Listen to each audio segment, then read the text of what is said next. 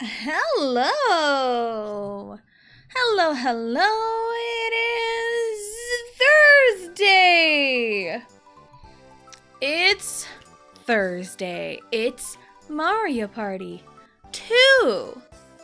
Yay, we can count to 2. Hello, Jade. Hello, Blue. Hello. Welcome in. Hope you're having a good day. And thank you for the sub. 21 months? That's crazy. 21 months is crazy. That's almost 2 years. That is almost 2 years. We're gonna go to Spaceland today. As the name of the stream implies, and my go live tweet, it is the final frontier. We're here. Also, I'm noticing we're almost to our sub goal of community games. So I am excited. That's exciting. 50 because that's as much as we can go. Bonuses on because it's not Mario Party without bonuses, and here we go. Toad's talking out his butt. I mean, Toad always talks out his butt, so it's nothing new. We are the original Space Princess, and this double makes sense if you've seen the Mario movie. This double makes sense if you've seen the Mario Galaxy movie. I only realized that in this moment.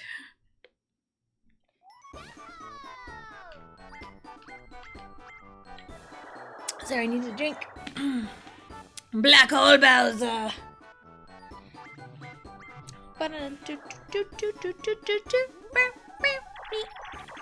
Alright. Going first. As the saying goes, ladies first. Ladies first. How chivalrous of the game to let me go first. I love this.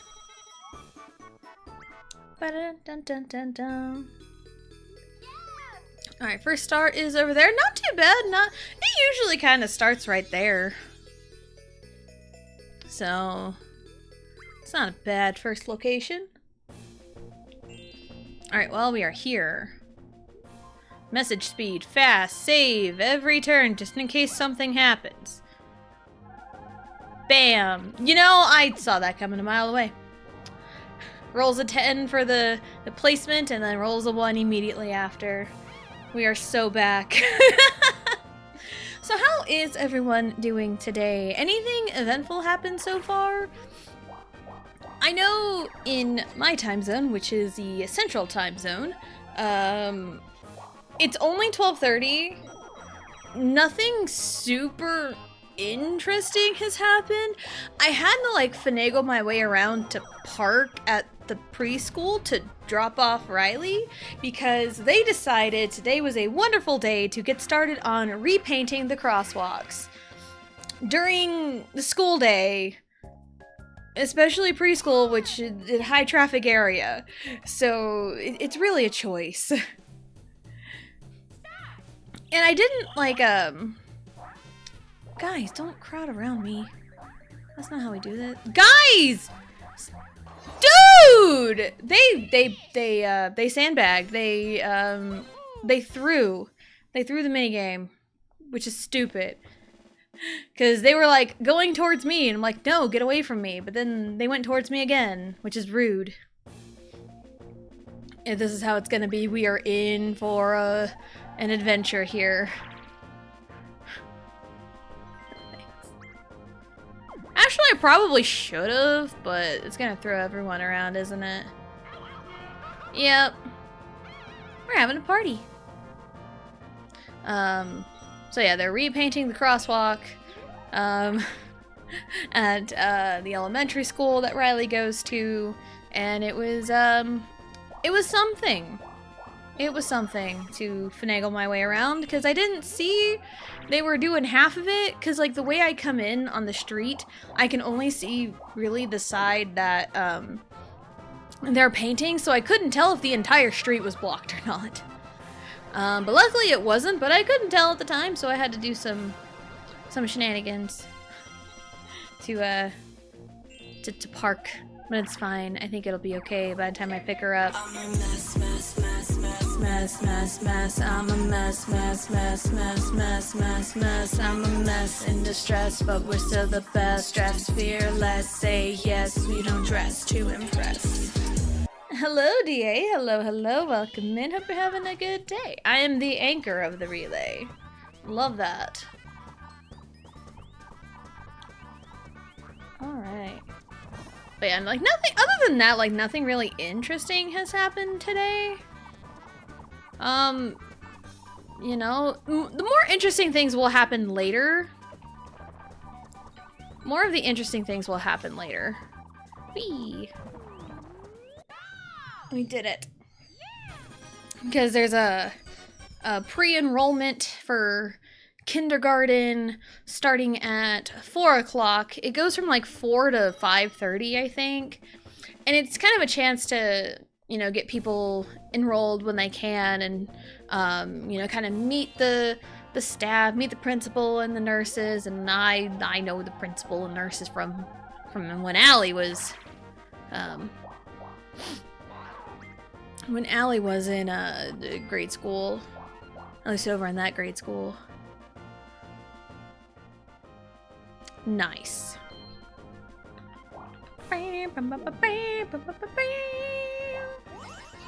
Yes, please. Give me the star. Doing great. I am also doing pretty good right now. Hello, Del Tora. Hello, hello. Welcome in. Hope you're having a good day. So, yeah, I will be busy later this evening. I think it's just kind of come in any time between 4 and 5:30. And they'll probably get you situated for things, because I do need to dig up Riley's birth certificate and her shot records. Or maybe they already have those on file, considering she's in preschool. Because there's different preschool programs around here. There's a handful of different churches that run preschool around. And then there is through the school system. So maybe they already have some stuff on file. But I'll probably bring it just in case, because you never know. You never know what they need, what they don't need. I don't know, man.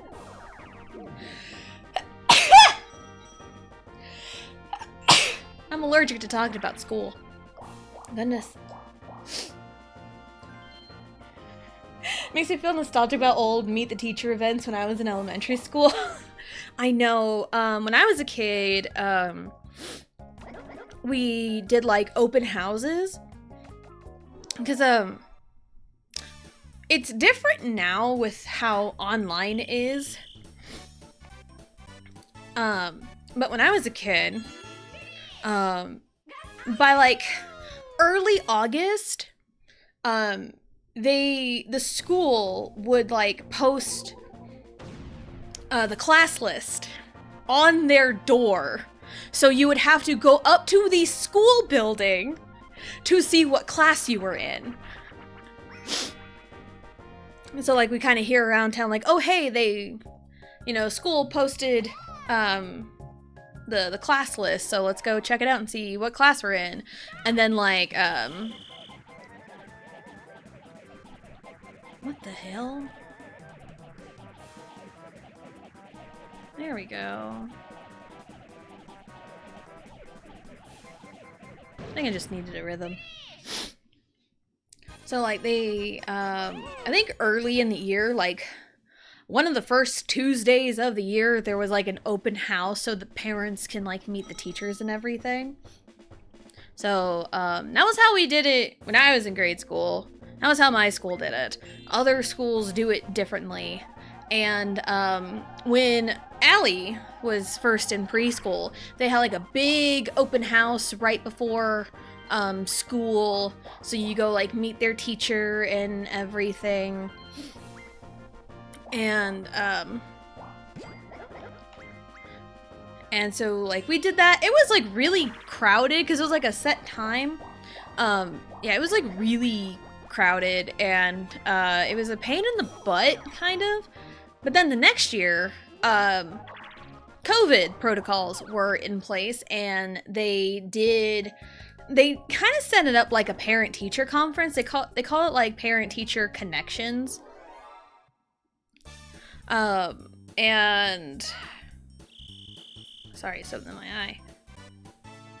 And we would schedule a time where the parent gets to meet the teacher one-on-one, and the kid kind of gets to explore the classroom on their own and all that. And they've kind of stuck with that system since, and it works. It's a nice way to make sure everyone gets seen and it's not super crowded, and it is nice to do that. So, because they'll like email you, or you check like the school apps, and they'll like update with like their teacher, so then you can go into the website and schedule your time. So yeah, that's what they do nowadays, because, you know, age of technology, which, like, it is kind of nice, because, you know, back in the day, sorry about that, back in the day, we had to wait for, like, the news, waiting on them, and, like, the little thing on the bottom, like the, you know, the NFL draft or whatever, had to wait to see the list of schools that were closed for a snow day. You know, like now, like back then we had to like turn on the TV and the news like at 5:30, 6 a.m. just to see if school was, you know, canceled or not.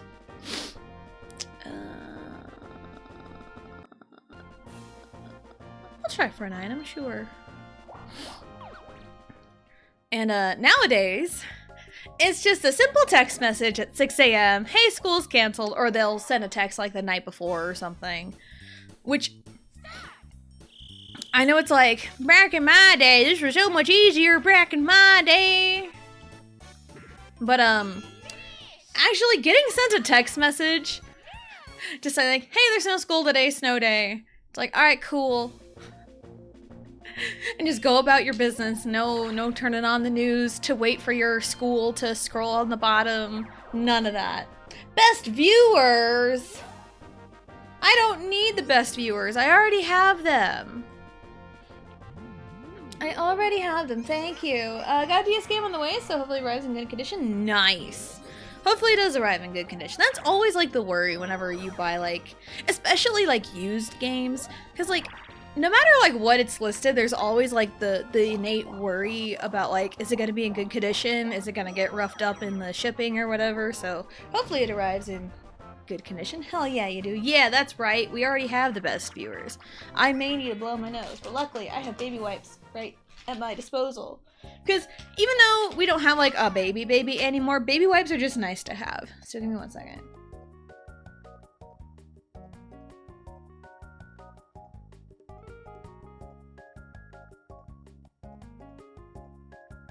We did evolve from cheap to best. We really did. And yeah, I'm old enough to pull the back in my day card, because things were so different. Oh, come on! Damn it, Mario. Yeah, things are so different back then to now. So, and I can say that as I have 2 children in the school system now. So there are some things that I like better than back then, like being told about no school cancellations through a text message. That is nice and convenient. And I do get like school updates through like text messages or through like the apps. I've cycled through like so many different apps throughout the school year though, so but I think this school system has settled on like 2 specific apps that they're probably just gonna keep for the long run. So hopefully it sticks. That is the hope anyway.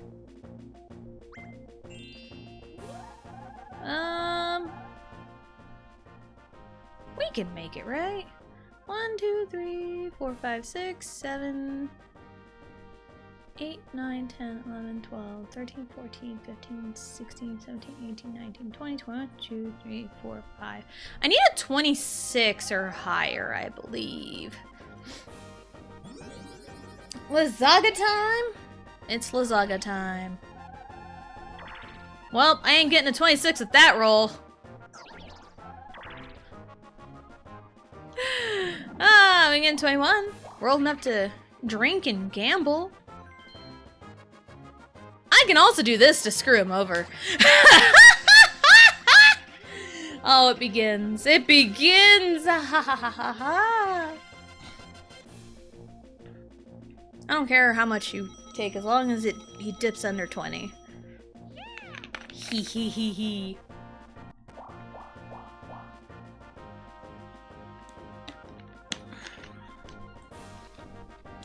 I do need to go down if I want to get the star, though. No, thank you.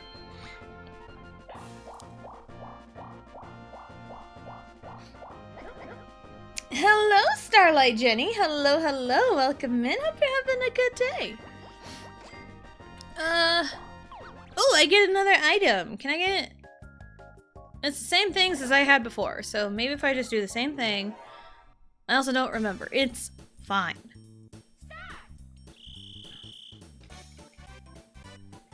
That was about right here, I think. Yeah! How are you doing? I am doing very well. I work on break. Ooh, nice. Break time.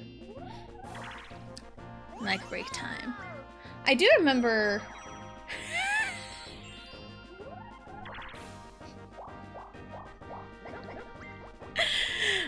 No, I don't. Unless we hit our sub goal, but for, I will explicitly state if I will play with viewers. Right now, no. I'm not playing with viewers. No.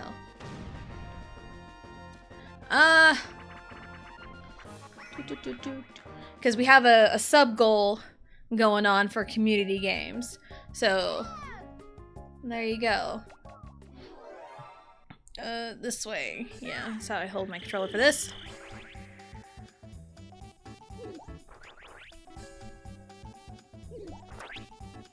And also, even if I did play with viewers, it would take a long time for them to even jump in because I'm doing 50 turns. This is just what I do. I play 50 turns of Mario Party by myself all the time. I think yesterday when I raided Owl, the clip of someone in chat calling me out for playing Mario Party by yourself being boring. It's like, that's calling me out.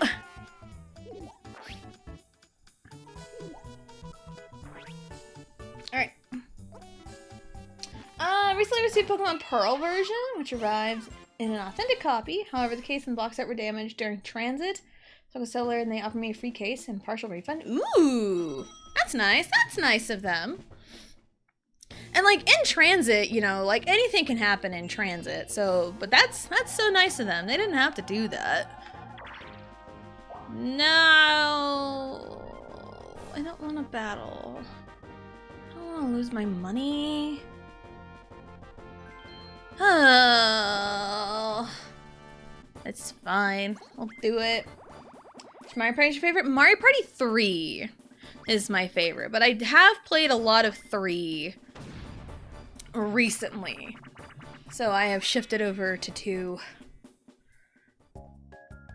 Oh, great. It's grab bag. I am not a fan of grab bag.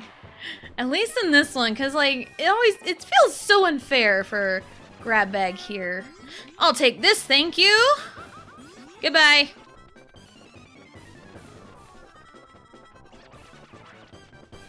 No! Like, yeah, why can he grab me from like 2 feet away? And when I try to grab, it's just like, nope. Dude! What? I was trying to punch Luigi.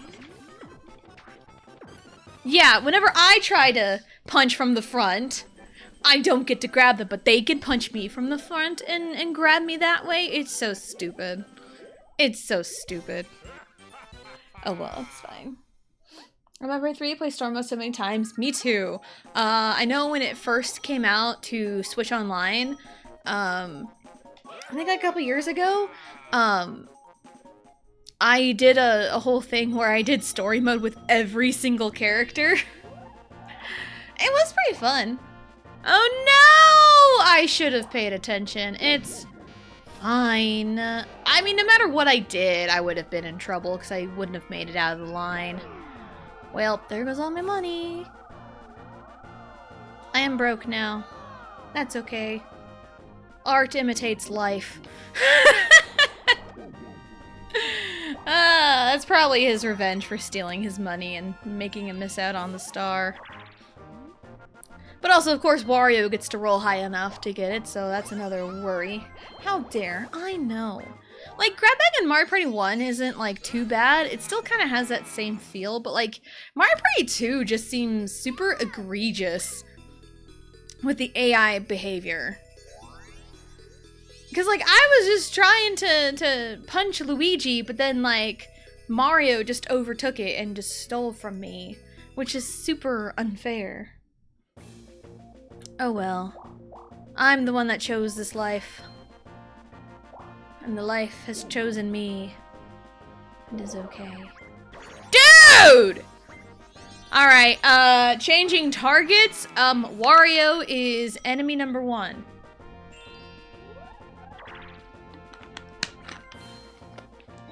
Mario will never be banned. Mario will never be banned.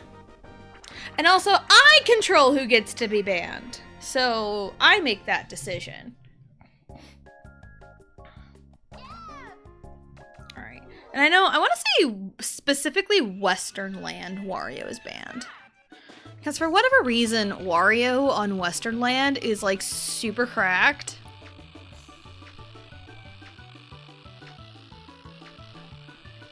I mean, honestly, the hard AI is just stupid at times. Like, stupid good at times.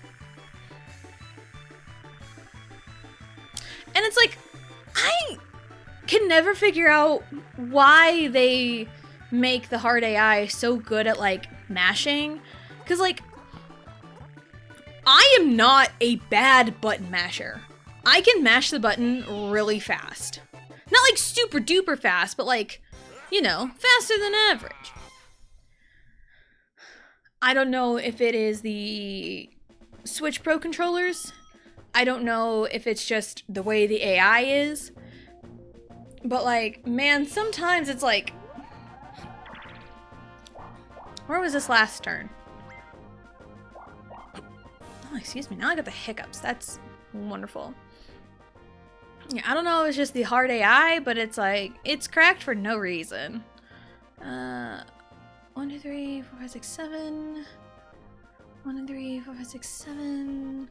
1, 2, 3, 4, 5, 6, 7 item. Or 1, 2, 3, 4, 5, 6, 7. Where did the star go? Oh, it's up there.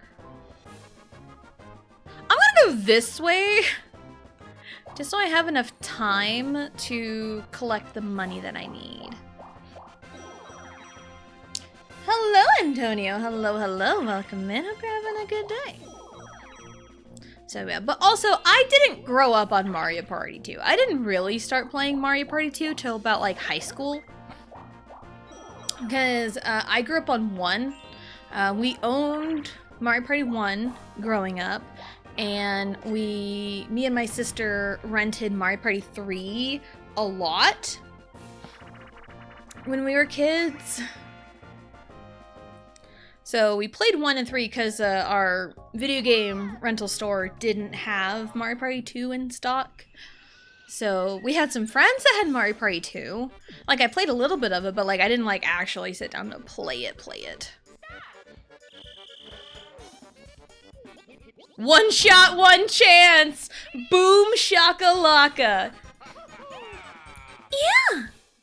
That's right! One shot, one chance, one kaboom! Peachy! Have a Lazaga too? Nice. I haven't had lasagna in years, probably. What item do I have? I have this. Okay. I need to save some money. I already have an item. It's fine.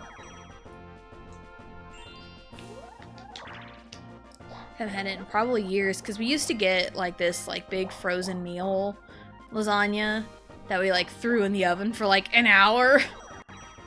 And it was like delicious, but it's like I think a lot of our like cooking habits and meal planning took a huge hit when my husband got a job regional trucking and he's not home every night. So like our meal planning really took a hit. But like we've made it work. It's just sometimes like our big meal plans are kind of few and far between because like, and a lot of the time we don't even know that he's going to be home until like 30 minutes beforehand, or maybe like a couple hours. Like he usually like lets me know when he'll get to come home and have a time frame on it.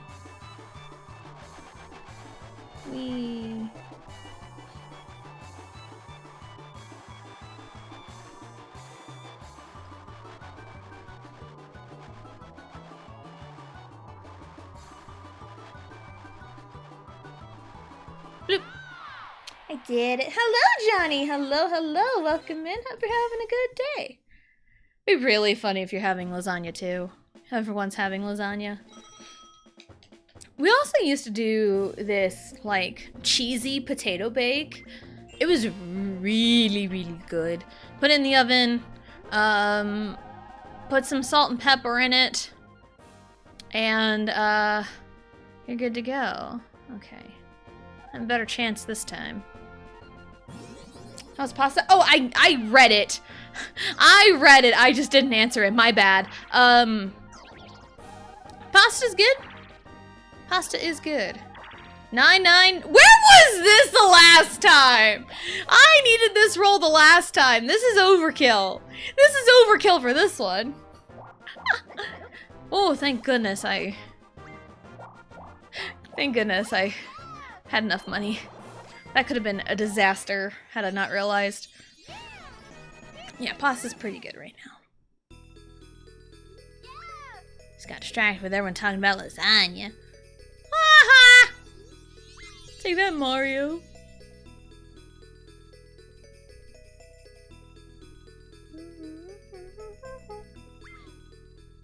Alright.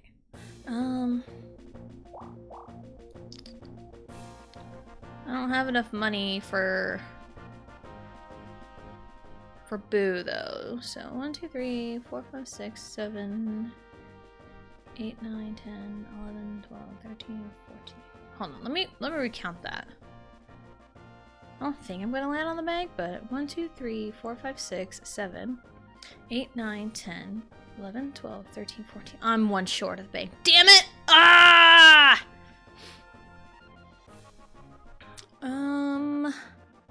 1, 2, 3, 4, 5, 6, 7, 8, 9, 10, 11, 12, 13, 14, 15. Blue space down there. I don't have much money. I don't have much finances. Like, I can't even steal anything. So, I'm just gonna... Okay. So, I'm just gonna go this way. And go take the low road. Go slow.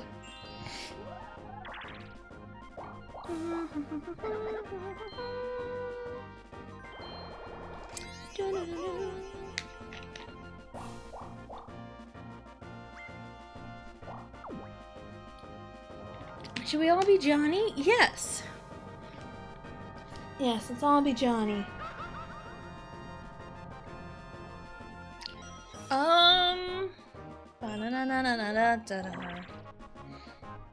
Trying to think. Yeah. How's everyone? Anyone doing anything interesting? I don't know, cause it's really crazy. April just kind of went by so fast. It went by so fast. Because, like, I feel like it was just a week ago where I had strep and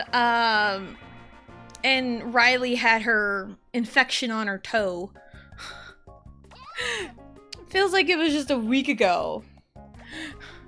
It's kind of crazy how we're already late April. Like, May starts, like, next week. It's gonna be May. All that I do. Not enough for you. You don't wanna lose it. Ah! Go away! No! Go. Wait. Thank you.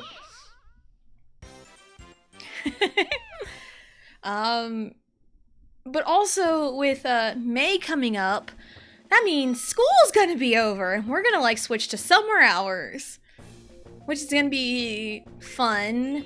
And what's also fun is June is going to be very busy for me. I can already tell you it's gonna be busy. Schedule's probably gonna be a little bit wacky.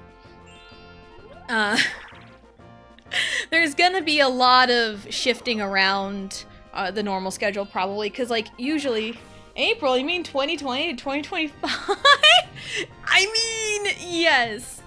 Yes. And it's crazy that 2020 was 6 years ago, and it feels like 15 years ago. No! He stole my star. Wario, how could you? Yep, he is public enemy number 1. We are shifting targets. I thought it would be Mario, but nope, it's Wario this time. It's like, you know, we're a Hitman. I was watching some streamers play Hitman for the first time this morning, and I have that on the brain.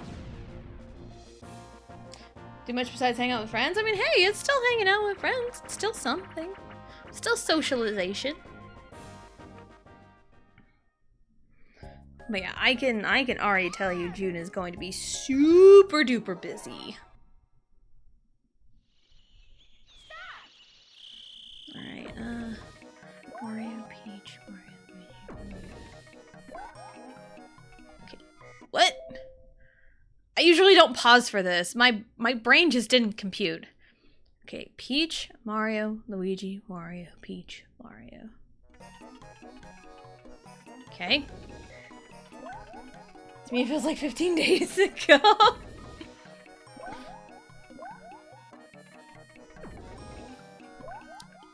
Okay, we're good. Alright, Mario is out. Lived on Twitch since 2023. Honestly, same. Not a big deal. Alright, Wario, Peach, Luigi, Wario, Peach. Ugh.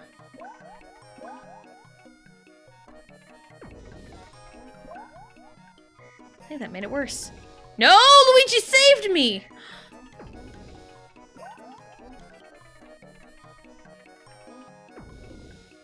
This is a hit piece on Wario. This is a hit piece on Wario. Get him out now. Get him out now. Go away. Okay, Peach, Luigi, Peach, Luigi, Peach, Luigi. Okay.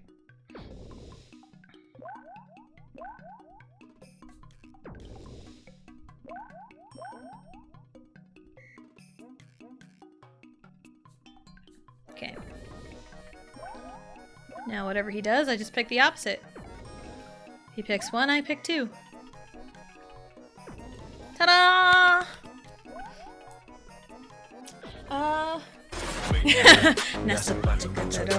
Maniac. Ping, ping, double to get you, maniac. Frankenstein, children, go to maniac. Maniac. Ha ha, maniac. I'm back, but I'm gonna lock in on art. No worries, you lock in. For anyone who is not reading Crown of the Alchemist, what are you doing? Go read Crown of the Alchemist. It is a webtoon from Blue and her husband Gihan. They worked really hard on it, and it's really, really good. There's also a novel version of the story that you can also buy. It's very good. I believe I have a... Nope! My keys are being stupid. There we go. There's a link to the webtoon. There's a link to their webtoon. Go support my friends. Because it's a lot easier to promote your friends than to promote yourself.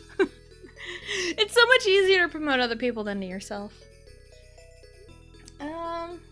Yours are the new trimesters. Yes. But yeah, and the reason why my June is going to be busy is because I have both of my kids in summer ball. Allie, my oldest, will be in softball again this year, and Riley starts t-ball this year. So I am really excited to see what happens, but it's also going to be really busy. Luckily, for 12U and 16U softball, their games are Monday, Wednesday, Fridays, and T-ball and coach pits are Tuesday, Thursdays. So, luckily those days offset. So I'm not like scrambling to like decide on what game to go to and pulled every which direction. Practices will probably be like that, because I wouldn't be surprised if both my kids have a practice on the same night. I wouldn't be surprised at all, honestly. But their games are scheduled offset of each other on those days. So I am really excited and a little nervous about it, but hey, you know, it's fine. And there's a question of the day. What's a rule that you don't like? Like, you know, a rule that you, have to abide by, that you don't really like. I say that because there's a hot topic right now, because it is baseball and softball season. A lot of people, there's a particular rule that I don't like, and it's kind of up for debate. It's the rule about, like, batter interference,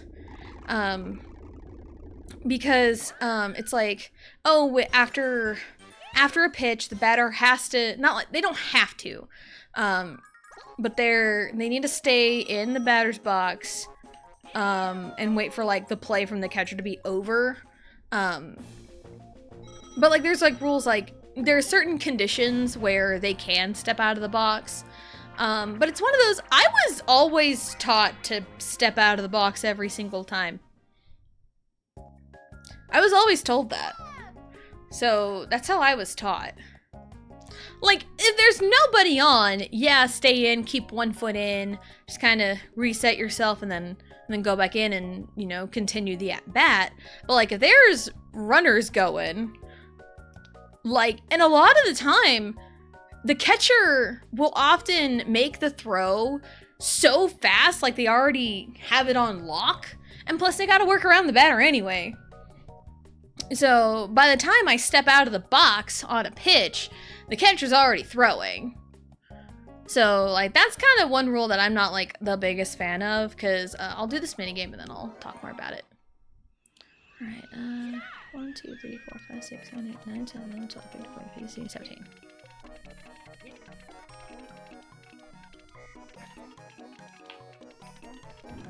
Just hit B every time one of them blows up.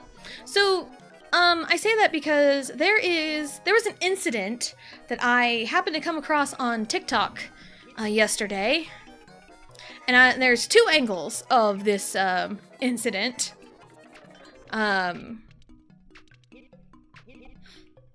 There's two angles of this incident, and there's a lot of debate on it, and there shouldn't be, because people should know, but it's one of these kids these days are taught this, and it's terrible sportsmanship. All right, so here's the scenario. I don't know about any other runner, but this gal is up to bat. There is a runner on third. There's a runner on third, and this gal is up to bat.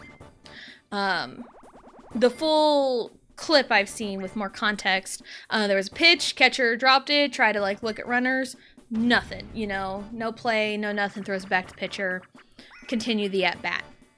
You know, nothing serious.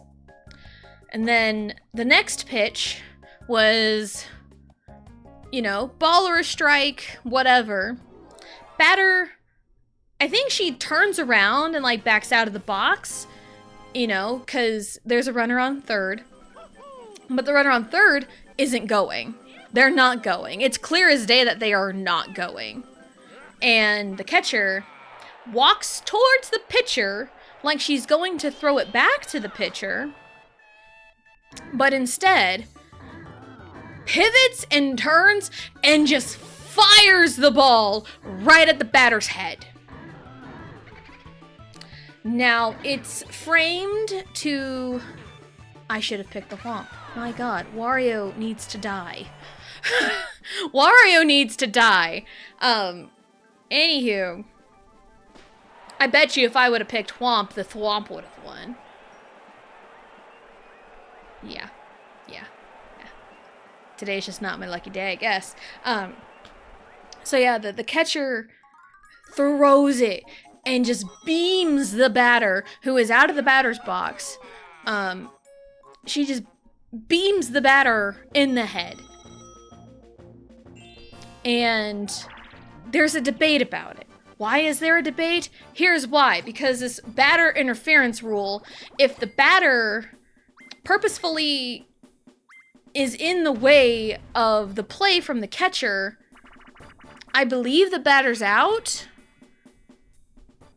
Something like that. I can't quite remember.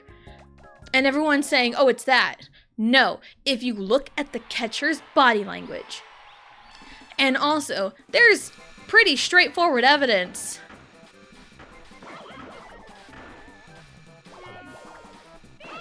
There's pretty straightforward evidence of the catcher targeting the batter. Because by the time the catcher throws the ball, the batter is pretty far out of the way of the baseline.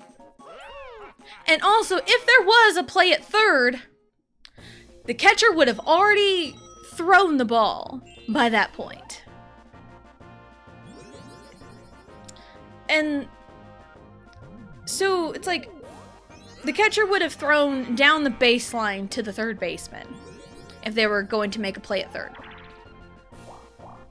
They stepped towards the batter, walking away, and threw the ball at her head.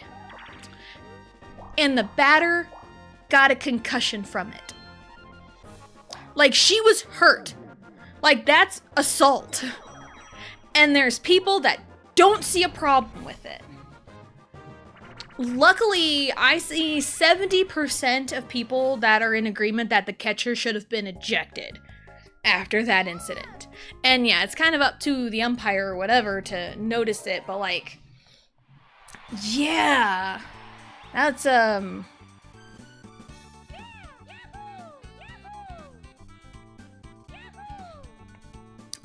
it's yeah, the umpire should like be calling these things.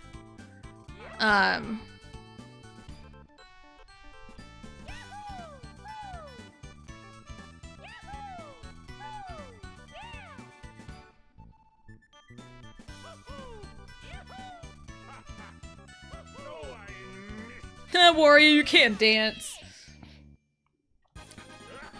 So yeah, luckily like 70% of the comments I have seen from these specific clips are in agreement that the catcher should have been ejected for what they did. But there are that extra 30% of people that don't see anything wrong with what the catcher did.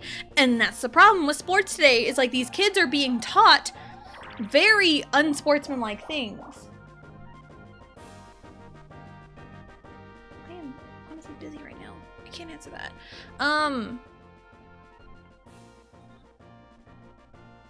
Where am I going? Yeah, why can't Wario be in that mix?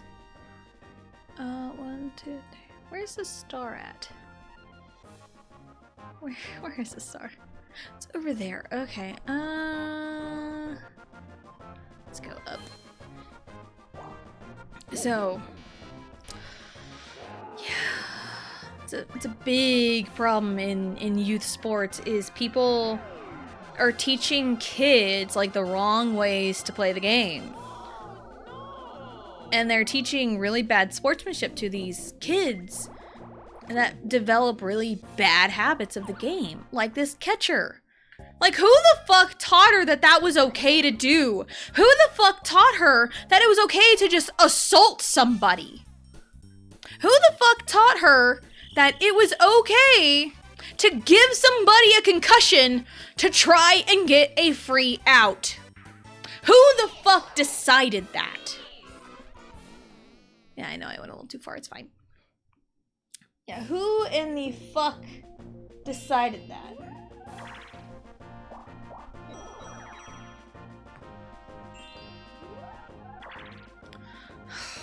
It just drives me mad that I see more and more of this. And it's insane. I really hope something is done about it and something changes. And also in regards to like the rule of like, oh, the batter stays in the batter's box or whatever, like, I don't think that matters because the batter was like way out of the way of the batter's box for that to even be considered interference.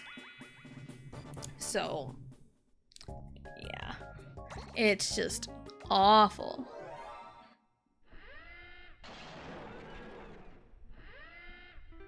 It is awful.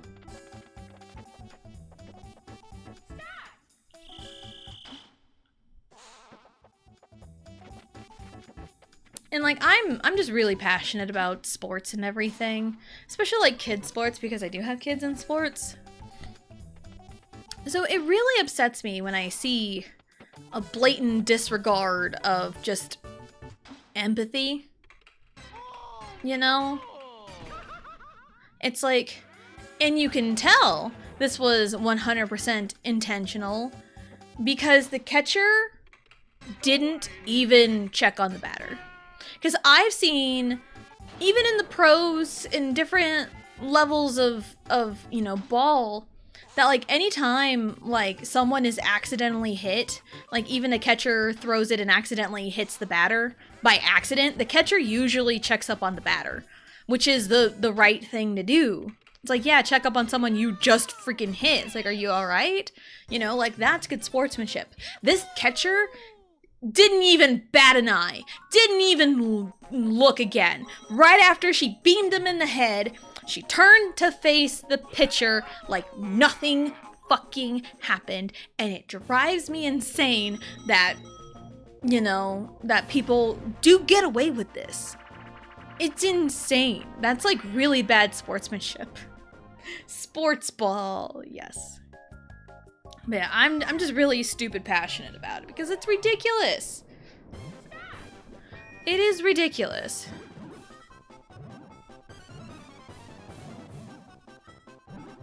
Like if I was a catcher and I accidentally, you know, beamed a batter in the head trying to make a throw, I would feel awful about myself. I would feel really awful about myself.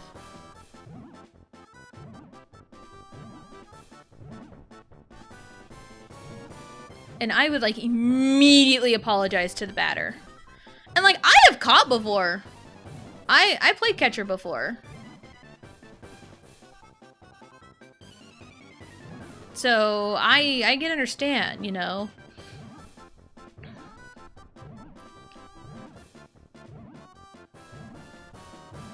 So, it's just crazy to me that there are probably plenty of catchers that are taught this. Trying to get the cheap out, and it's like, no, that's not how you play the damn game. This is not how you play the game. Play it right, please. So, yeah, I just made that the question of the day because it's just been driving me nuts. Because the first camera angle of the incident was that I saw was kind of behind home plate, but like it was angled towards third base, and like even then, like the runner wasn't even going on that pitch. Like, she wasn't even going, so there was, like, legit no play to even make it third. And plus, the catcher looked like she was, you know, throwing it back to the pitcher. Like any other, like, routine pitch. But no, she just steps towards the batter and just fires a freaking throw. And it's like, you also don't even need to throw that hard. You don't need to throw that hard. Especially if you're, like, just kind of checking the runner. You do not need to throw that hard. And she just fired it with, like, every ounce of strength she had. So I honestly hope that that catcher got in trouble. I really hope she did. Because that is not right. It is not right whatsoever. Because, like, also in the perspective, what if that was my kid that was batting? You know, it's less likely because this was a right-handed batter, but still, catchers often pick off first base too. So it could legit happen. It could legit happen. Like, what if that was my kid that got a concussion from someone being a poor sport, trying to get a cheap out? I would be livid. I would be absolutely livid if that happened to my child. What? Oh, it's fine. So, and that's one instance where it's like, I feel like if you can press charges, do it. Because the batter was legit injured. She got a concussion from that throw hitting her helmet. And also it's like, yeah, that's why we wear helmets, but being deliberately thrown a ball to the helmet is bad. Where is the star again? It's down there. I need to go this way. So, yeah. Yeah, it is bad. So, and I've also seen a lot of people complain about the dropped third strike rule and saying it's the stupidest rule in all of baseball and softball. It shouldn't exist. Bullshit. That's what makes it fun and exciting. If you don't like a dropped third strike, tell your catcher to catch the damn ball. That's why the drop third strike rule exists. Because, like, oh, if you strike, but, like, the catcher messes up, why wouldn't you be able to capitalize on that mess up? But also, people get the third strike rule, or drop third strike rule confused, because occasionally I will see some TikToks about, like, specific baseball scenarios, and it's like, what's the correct ruling here? And there was one where it was, there was runners on first and second, 2 outs, and there's a dropped third strike. What happens? And it's like, oh, batter, you know, runs to first and everyone advances because catcher doesn't throw or whatever. And so many comments were like, they can't do that on a drop third strike. You can only run when first base is unoccupied, which is true. But with 2 outs, you can, no matter what.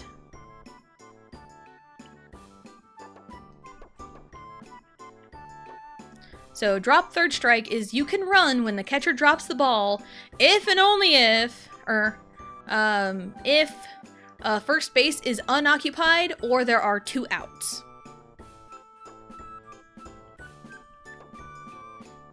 So, like, if there is 1 out, runner on first, catcher drops the ball, third strike, no play. There's nothing there. You can't do anything because first base is unoccupied. But, take that same scenario, runner on first, steals, goes to second, is standing on second base, and the next pitch is a dropped third strike, then the batter can take off and run, because first base is now unoccupied. But if there are runners on first and second, and 2 outs, and catcher drops that third strike, you can run. everyone should be running on that. So, there you go. 1, 2, 3, 4, 5, 6, 7, 8, 9, 10, 11, 12. I need a 12. I need a 12. Give me another one! Oh, come on! Ah, I can't even get a 10! I can! Always the only one with substantial money. Come on, dang it.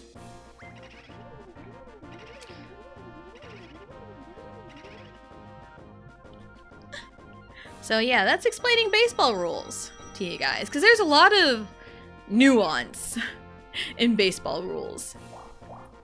Like, there's enough nuance that it's a heavy meme that no one can explain what a balk is.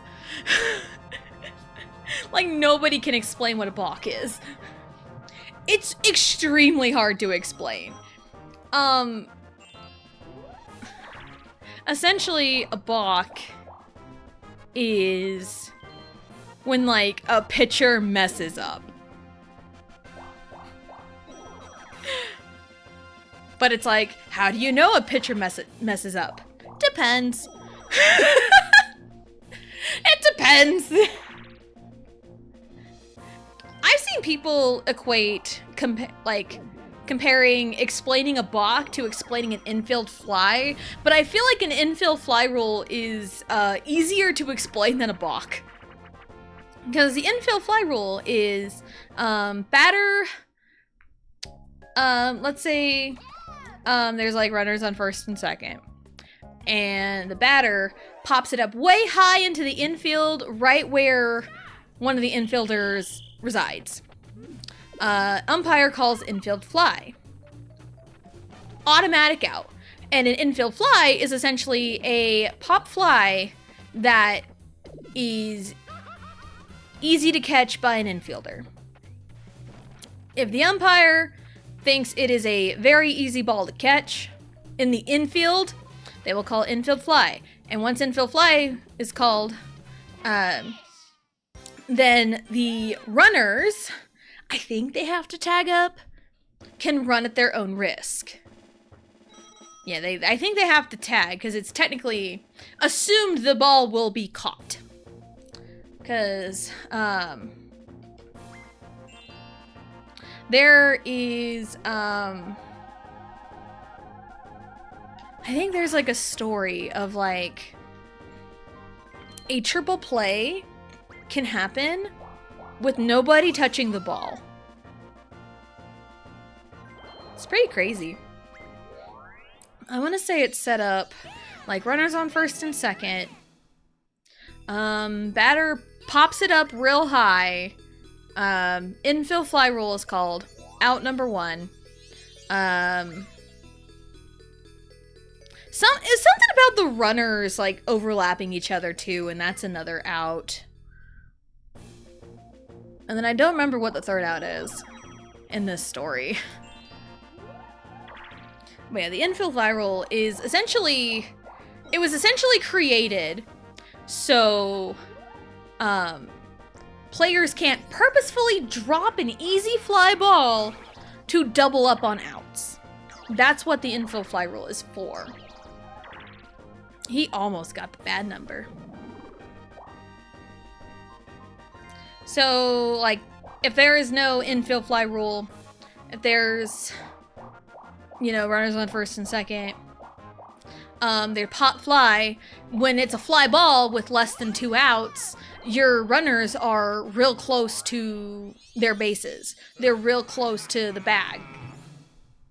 Because, you know, just in case it gets caught, they have to go back to where they were. Or tagging up on a fly or whatever.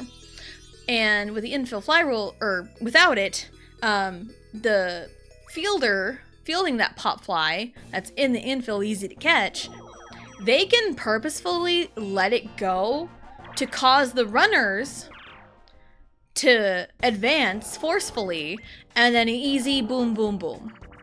Easy double play at least.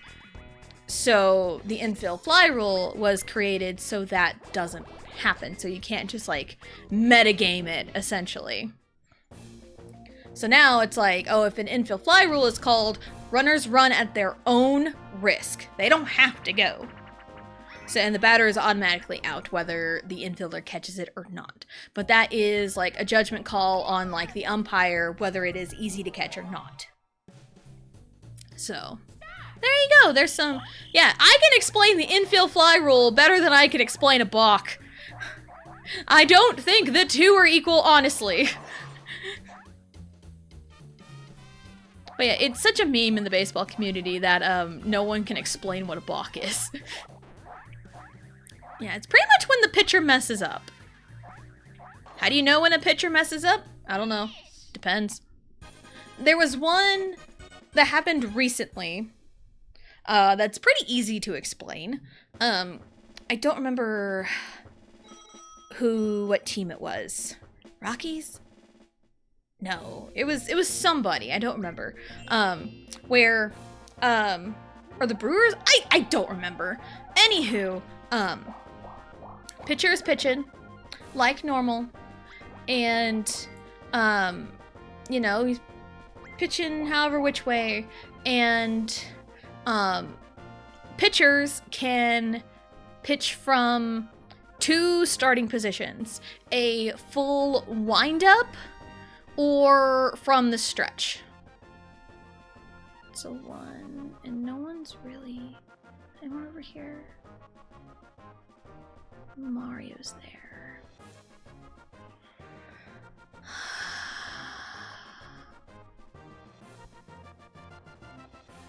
How far away is Mario?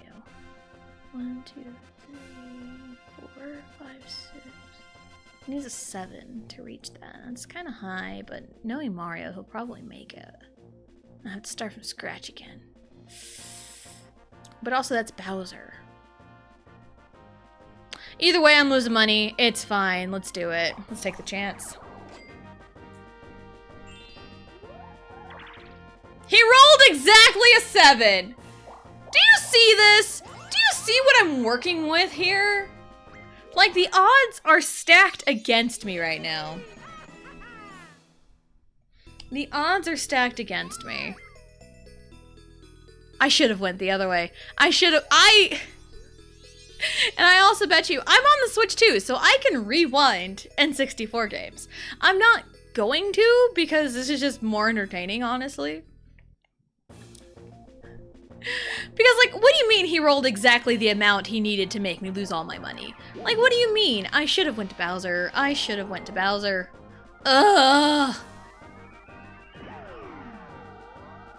Because also there's no guarantee he'll roll the same thing again. You know? On a rewind. Damn it. I worked so hard for all that money, too. Anyway, pitchers can pitch from the full windup or from the stretch. The difference is, like, the full windup is the whole kit and caboodle, the look, the breath, the up, and then wind up, and then pitch. And then from the stretch, they're already kind of halfway into their little windup, and then they, boom, go. The reason that pitchers can pitch from the stretch is when they have base runners on. Essentially to pitch the ball faster to make the throwdowns easier. So, and when pitchers are pitching from the... Joke's on you, I don't have any money! Anyway.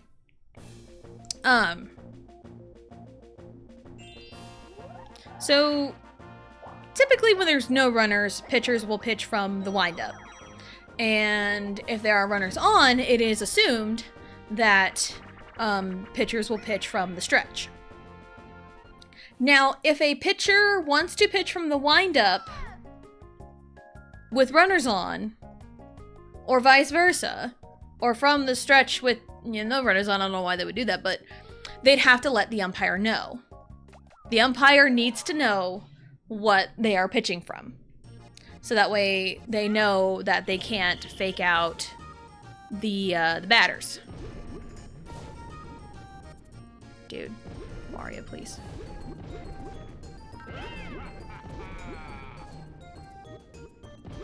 So, because it's really easy to start from a wind-up and pick off another runner, to pick off a runner when you're in like the wind-up. It's really easy to do that. So that way you gotta let the umpires know, so that way you're not purposefully faking out a runner.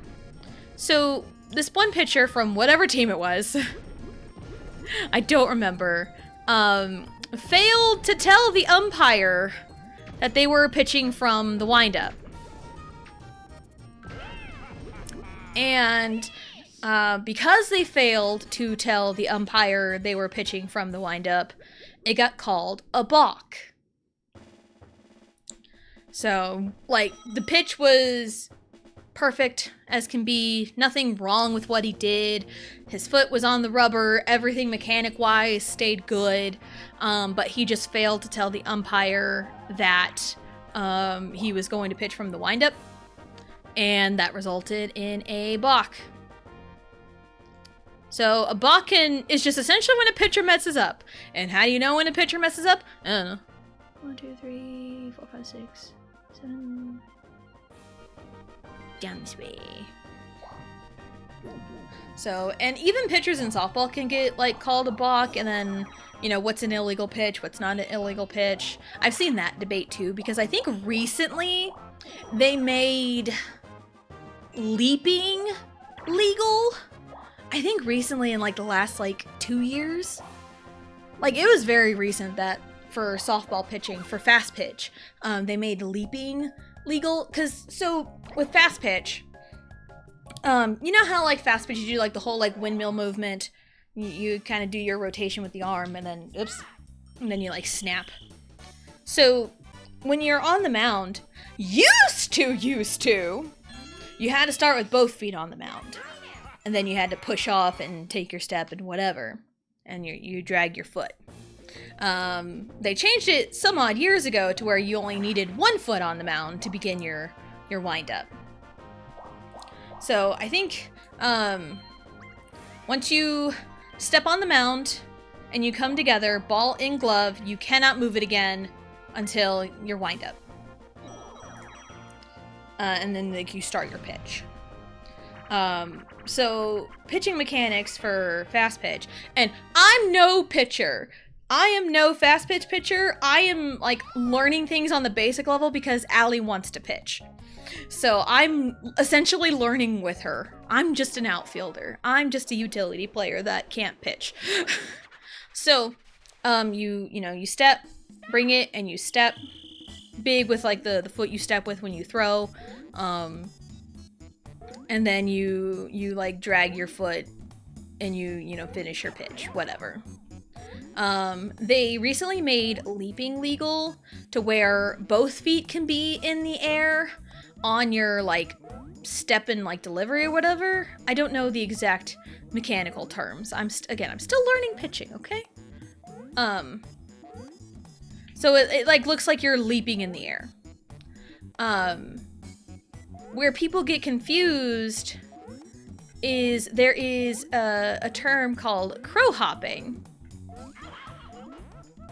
Now, crow hopping to me, as an outfielder, means something completely different in the pitching world.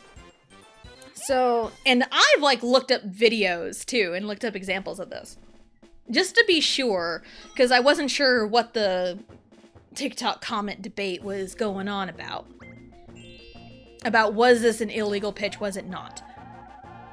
So, a crow hop is when both feet are in the air and you replant the foot that's on the rubber.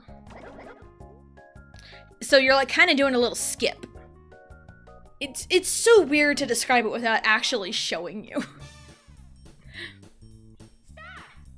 But yeah, a crow hop So I'm going to use being a right-handed pitcher, for example, because I am right-handed. So it's easier for me to translate the mechanics to you. So a right-handed pitcher would start with their right foot on the mound, and then step forward with their left, and then for their delivery and drag their right foot behind them.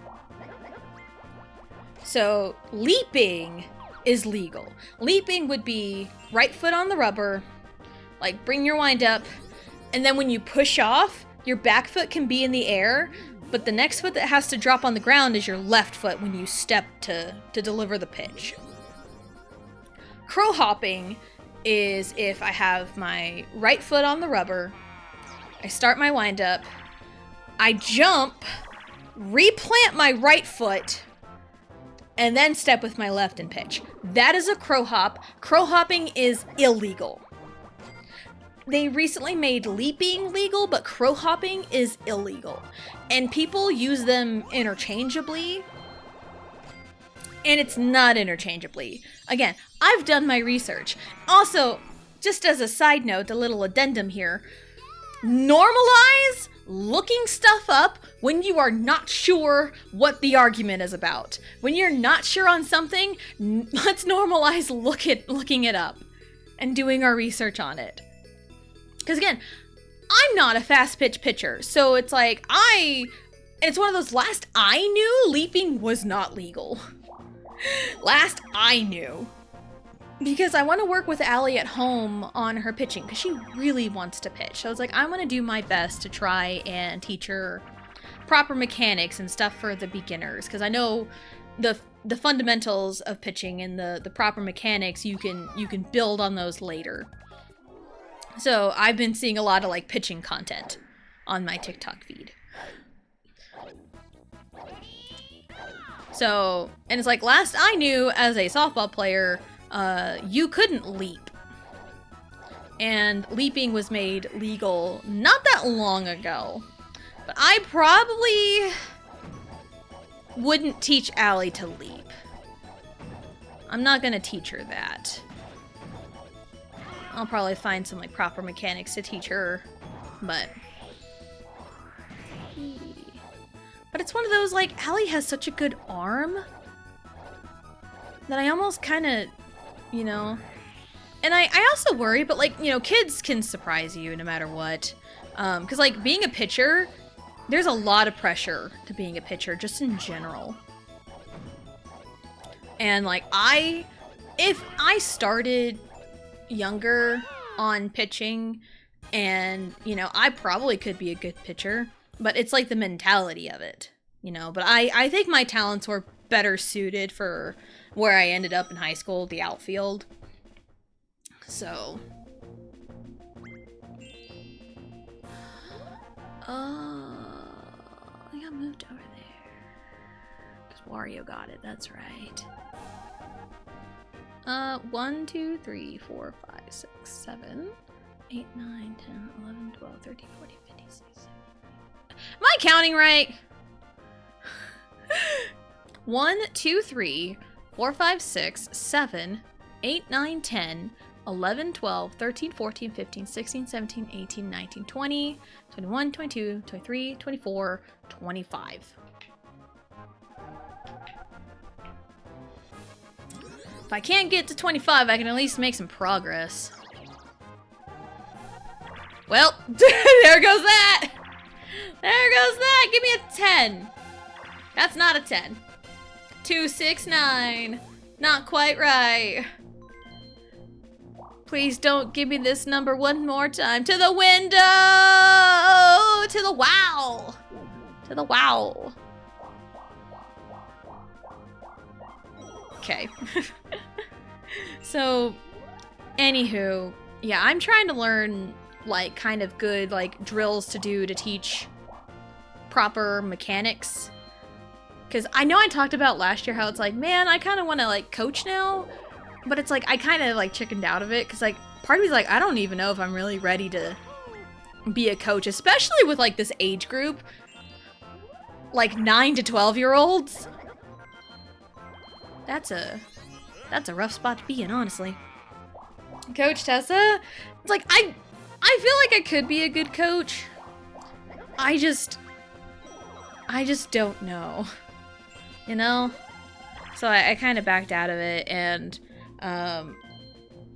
if things go south, then maybe I will next year. Who knows? But it's like, a lot of it is like, I don't know about coaching. Like all the logistics behind coaching for the rec commission.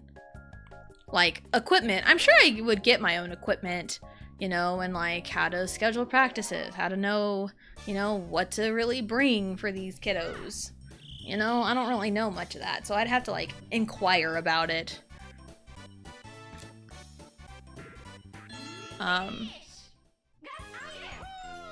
But yeah, I just want to at least teach Allie the proper mechanics so she can build off of them later, and if she wants to continue pitching, she's got the good fundamentals to build on. That's what I want to do. And I'm seeing a bunch of these pitchers and everyone's like, oh, you're crow hopping, and it's like a leap. It's like, no, they're leaping when it's a crow hop, and it's like people are using that interchangeably.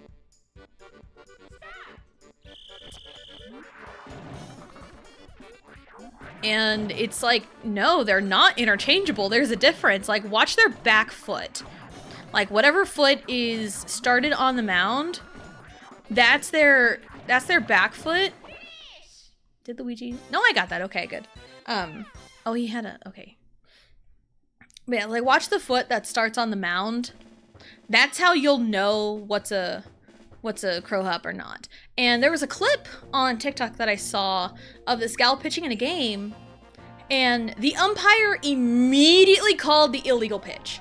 Immediately called it. And like the result from the pitch was like a play, but like if a pitch is illegal, you know, it's like dead ball, doesn't count. So, and there was comments like, why didn't the umpire call it immediately? They did. Open your ears. It's like, open your ears, or like, I understand like some people may not watch it, but like you can see a hand sign from the umpire, you know, essentially calling dead ball on that illegal pitch if you're watching with like no sound. So, but there's plenty of comments that are like, yeah, the umpire called it immediately. Immediately illegal pitch.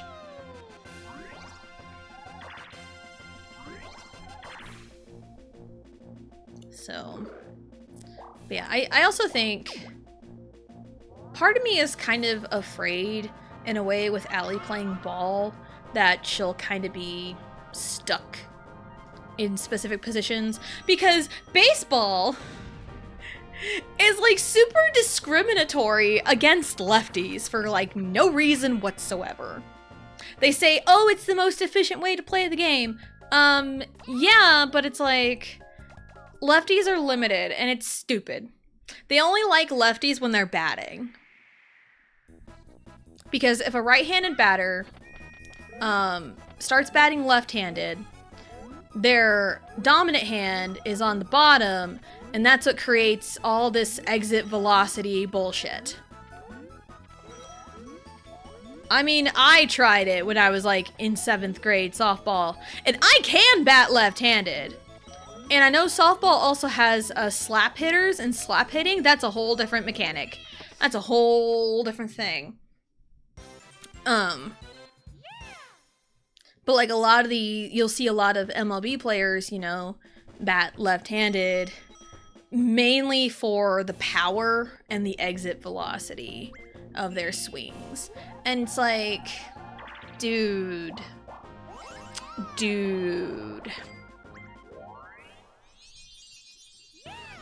It's one of those where I hate the way baseball's going nowadays. I hate it. And I hate it because all batters care about is home runs.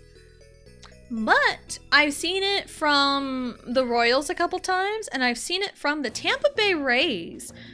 There was one game where the Rays were up against the Yankees. For one, it's the Yankees. They suck at fundamentals.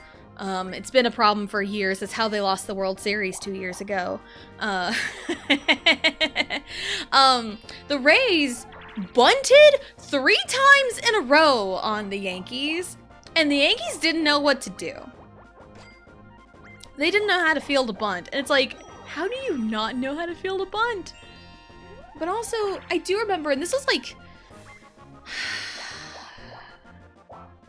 8-9 years ago, I remember making a Facebook post one time saying the bunt is the most underrated tactic in baseball. And my older brother, the divorced brother, he was the high school baseball coach at the time when I made this post. And he commented, one of the first things he did in practice was teach the batters how to bunt for a base hit. The kids looked at him like they didn't even know what a bunt was. And it's like, are you serious? How do you not know what a bunt is? Oh shit. 1, 2. It's like, how do you not know what a bunt is? It's crazy. 1, 2, 3, 1, 2, 3. Like, and I also Googled it. I will probably ask Allie's softball coach when we get closer, or like when she has a practice, just to kind of inquire in their mind, because I don't remember seeing anyone do this in a game. And it's like, I've looked it up. Google and like some official rule books will tell me this, but this is also rec commission. This is also a rec league.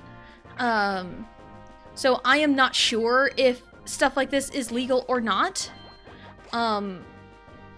Stealing bases and bunting are like my 2 questions, because they're legit playing fast pitch. 12U is essentially like Little League. And I know you can bunt. I can't remember if you can steal. I don't remember if you did that in Little League or not. Where am I going? Oh, I need to go inside. Yeah. Let's go this way. So I want to ask the coach, and hopefully they're a good coach. And like Allie's coach last year, like, wasn't bad, but there wasn't hardly any discipline in the team. And it was one of those where too many kids got a turn at something when they needed to be told no. So yeah, hopefully Allie gets a good coach. And it's like, I will ask, like, is bunting legal and also stealing? Because I can't remember. I think maybe not. You can run on pass balls. Like, if a pitch goes like way past the catcher, you can take the next base. You know, which is, you know, going on a pass ball, kind of in a similar vein to stealing. And like, they practice like throwdowns, I remember from last year. So I'm just not sure if they can steal and bunt. Steal and or bunt are questions I want to ask softball coach. Because with it being a rec commission league, I'm not sure what. Because and here's the thing, stuff has changed over the years too, because when I, growing up in my hometown, the softball ages and levels were different than they are now. And we had like it was called Pee-wee softball, like the little tiny kids. It was 1st through 3rd grade Pee-wee softball, which is essentially coach pitch. Coach pitch softball. Your coach pitched to you. That was Pee-wee softball.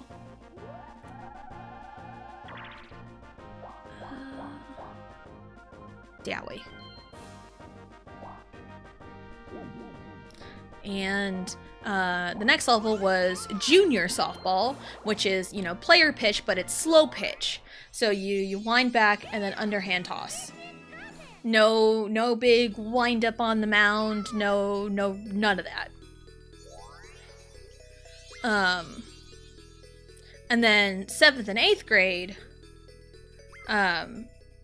then it bumped up to fast pitch. It bumped up to fast pitch from there. I'm gonna lose all my money. I am 100% gonna lose all my money. because of those two right there. Unless they roll real low. Nope. Why am I always the one losing my money? It's fine. So I didn't like learn a lot of like the fast pitch stuff until I got to 7th grade. And with 7th grade fast pitch, we traveled. It wasn't like, oh, we played against each other in our hometown. No, we like traveled to like different towns in the area and played games and stuff. And that's when I learned a lot of stuff about fast pitch, because I didn't know. But I adapted pretty quickly. And I learned, you know, I learned how to do a lot of stuff. I learned how to lead off for softball, because leading off is different from baseball and softball. It's completely different, just with the way the pitching works. With baseball, you can take your lead before the pitch is even thrown. In softball, you have to wait until the ball leaves the pitcher's hand to take your lead off. Because like baseball, it's a little like slow. You can, you know, you can like walk out to your spot and then just kind of observe. But with softball, you got to watch the pitch carefully, watch the release, and then 3 steps on first, 5 on second, 3 on third. 1, 3, 5. Or 3, 5, 3. There we go. That's how I remember the leadoff steps. So when the ball is released from the pitcher's hand and you're on first, it's a 1, 2, 3.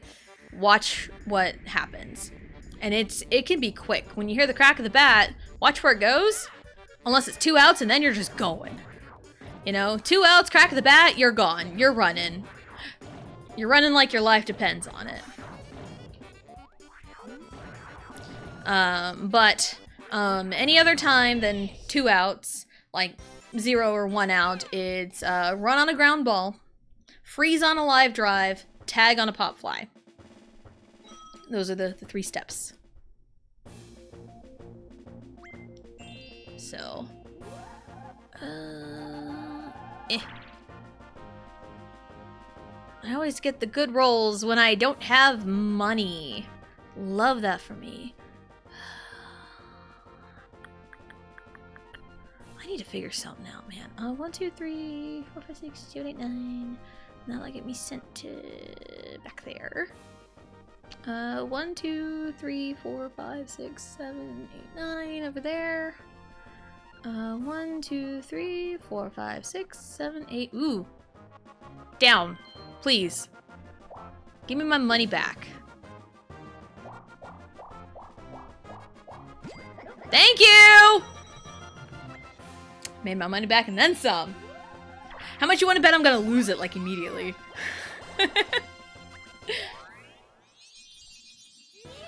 So, yeah.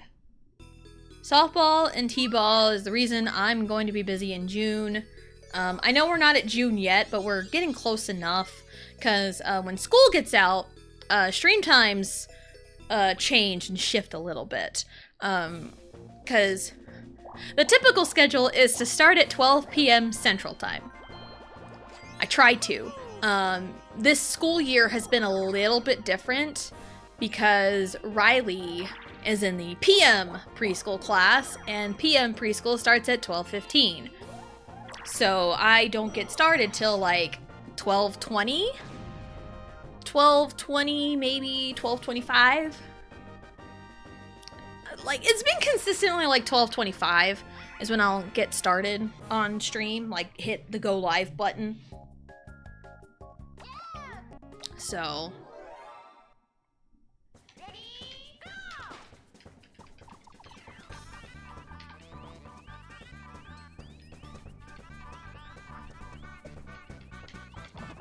haha. No, it's fine. Whee! So, but like, summertime, when there's no school, or like days of no school, 1 p.m., like 1 hour later, is usually a good start time, because the reason is I got 2 kids to keep an eye on, and I got lunch to feed, for 2 kids plus myself, and sometimes it takes a little bit, and also sometimes I just get up later in the summertime. Like, yeah, my kids get up early. Oh, come on, not this bullshit again. Well, at least it's a 3. It'll be fine. How much? 20. It's fine. Hut bum. Okay. Probably after this whole turn, I'll take my break. Because we're probably approaching 30 turns.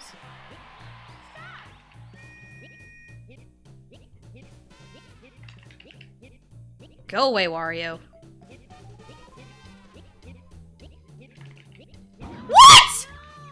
I pressed A right away! Are you serious? Oh my god. Luck is just not on my side today. Luck. Okay, thank goodness Wario got blown up. Thank goodness he got bloated up. I'm happy. As long as public enemy number 1 gets blown up, I'm happy. Plus, I still got plenty of money anyway, so it's fine. Pity coin, pity coin, pity coin, pity coin, pity coin, pity coin. The game took pity on me. Anywho. Yeah, I believe the last day of school is like May 21st? I think Riley gets out the 20th and Allie gets out the 21st. But Allie has a half day on the 21st. So we're right at the home stretch for the school year, which is really crazy. I mean, we've been on the home stretch for a while because pretty much from spring break to the end of school, there's like nothing. It's just straight school until you're done. Like, the kids now have like an Easter break where they get Good Friday and the Monday after Easter off, which I think is a choice, but oh, I'm not the one making those decisions. And I think there's like a teacher work day on like May 4th? Is that Monday? Yeah. So they'll have no school on May 4th, on Star Wars Day. May the 4th be with you. But, yeah, there's like just nothing but school from spring break onward till the end of school. Which I never minded it because softball season. At least when I got to like high school.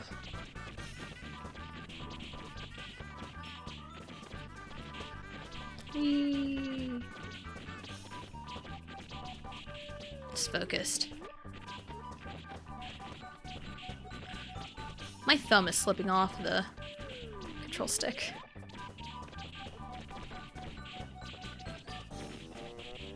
Nice. That one takes the longest.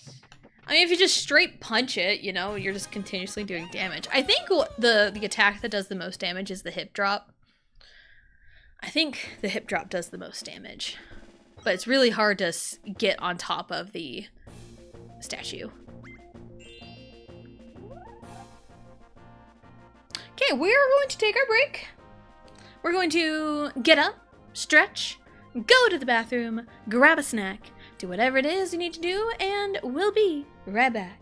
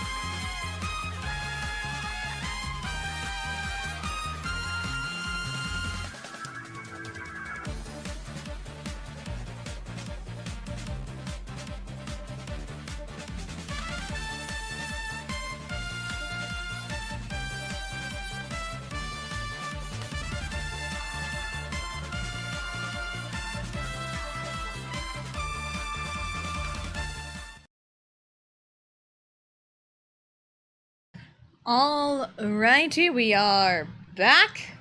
We're the Zekinator. Yo. The Zekinator helps us roll 8s. Let's get the star.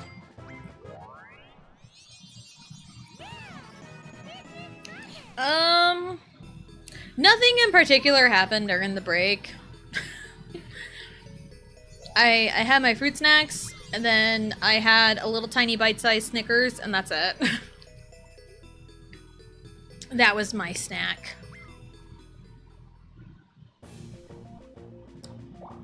And it's like, I don't mind Snickers.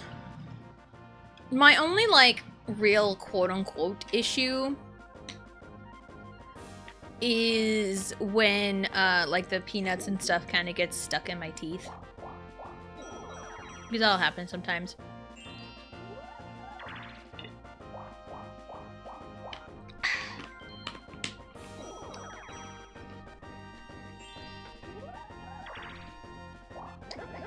But, like, I don't mind Snickers. I don't mind, like, peanuts. It's just sometimes it could be a little much for me. And sometimes it, like, leaves my mouth a little dry. In a way. But that's just a personal thing. Nothing against Snickers. So, yeah. Again, nothing really interesting. Aside from just stuff coming up. And not like right now.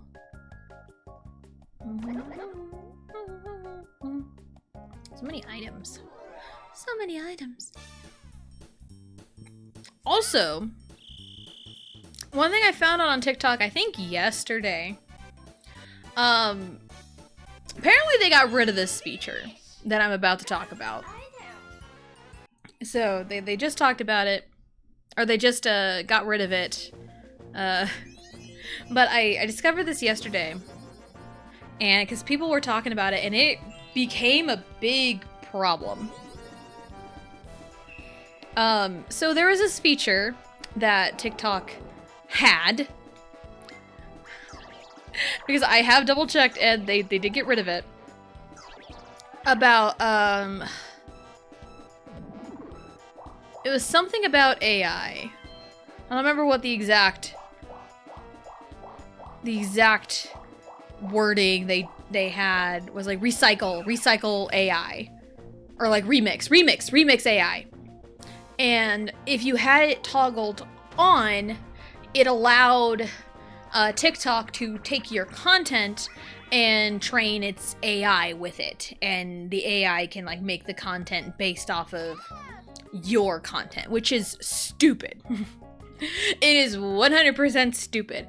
And the reason why there was an uproar about it is because TikTok didn't tell anybody about this feature. TikTok told nobody about it.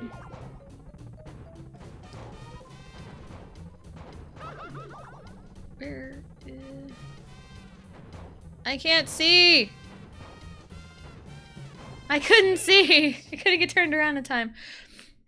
But yeah, TikTok told nobody about this feature. Nobody knew about it until someone did some digging.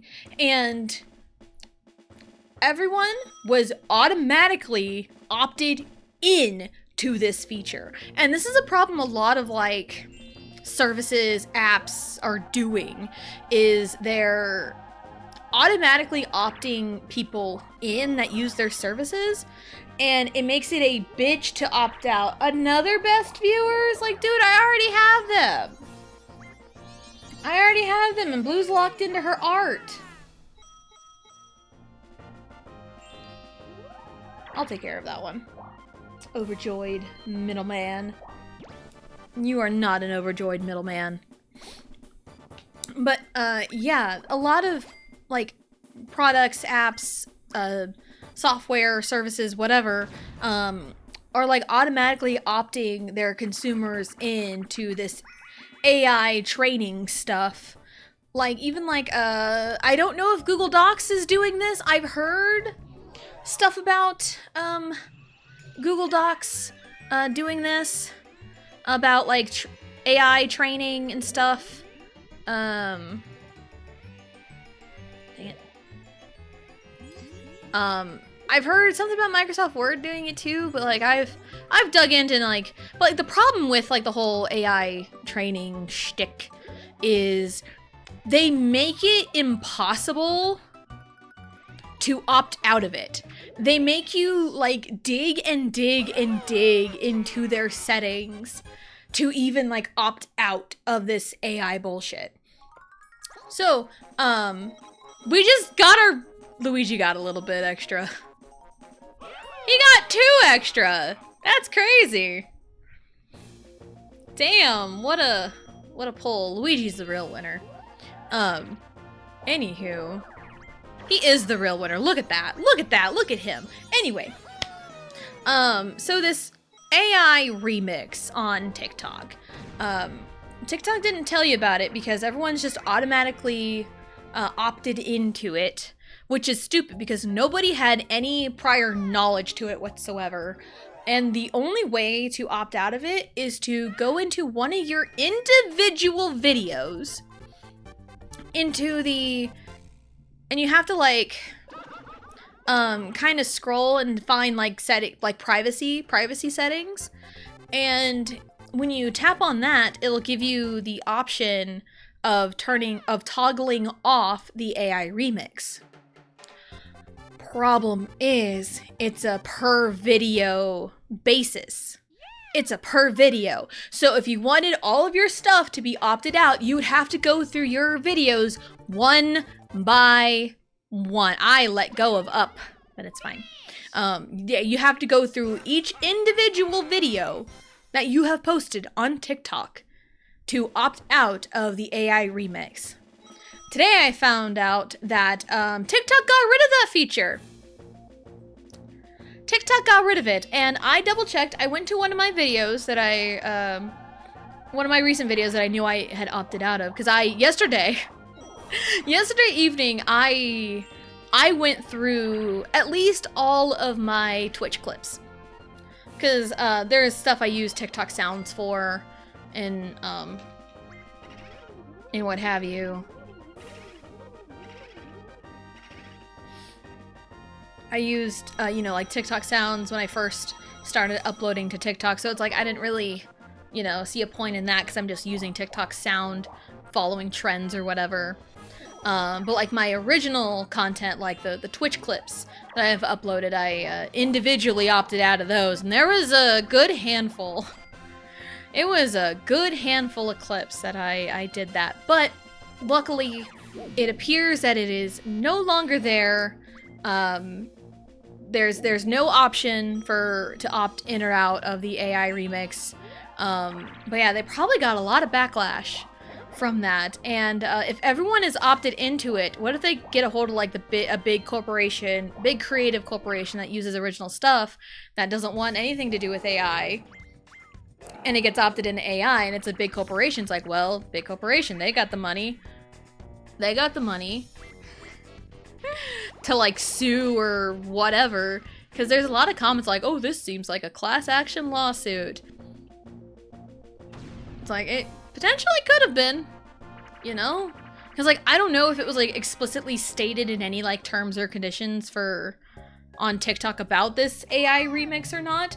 If it wasn't and they forced everyone to opt in, that's bad. But if it was, then that's, they stated it, because it's 2 different scenarios there. But they got rid of it, so there must have been a big enough uproar from enough people or specific sources. So yeah, luckily don't gotta worry about that, because it's like, when my stance on AI, right, there's specific things where I don't mind it if it's used specifically to be silly and to essentially have a proof of concept idea, then it's not that bad. Like, I know I don't like it when people use like AI for like singing and use people's legit voices, because that's kind of creepy. Hearing your own voice say something that you know you didn't say, or singing a song that you know you've never touched before. Like, that is freaky. But if they take like this generic disembodied voice, and it's like you plug into an AI or whatever, like, hey, make Down with the Sickness country. And AI is like, all right, bloop, bloop, bloop. Here's a country version of Down with the Sickness. And it sounds really funny.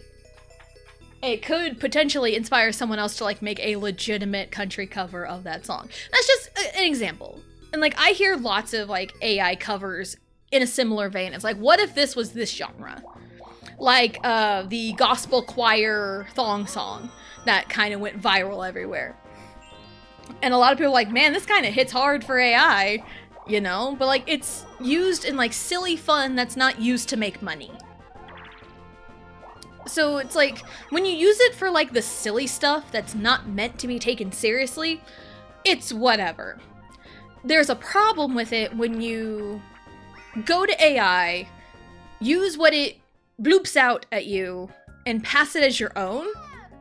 That's where it is a problem. Like AI art, if you use it for like silly fun, you know, it's whatever. But like, if you're trying to generate art out of AI and try to pass it as your own work, that is a big problem. Because I remember, was it 2 years ago?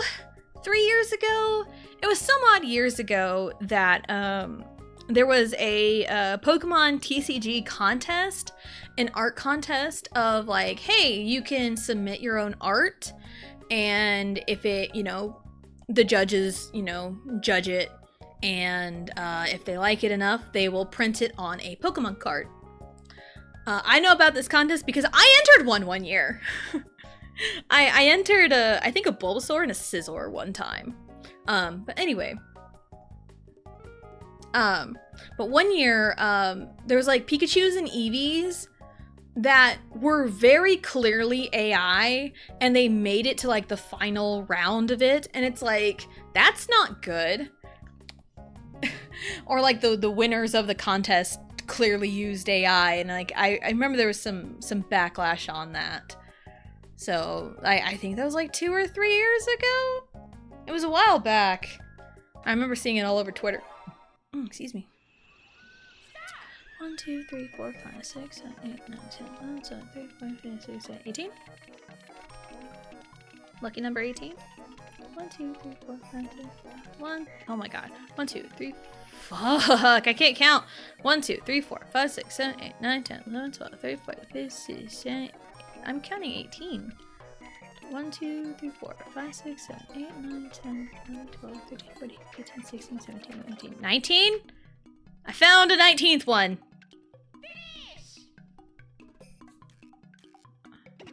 Maybe I should have stuck with my gut. Oh, that was close. I'm so glad I found that 19th one. The boos are so hard to count.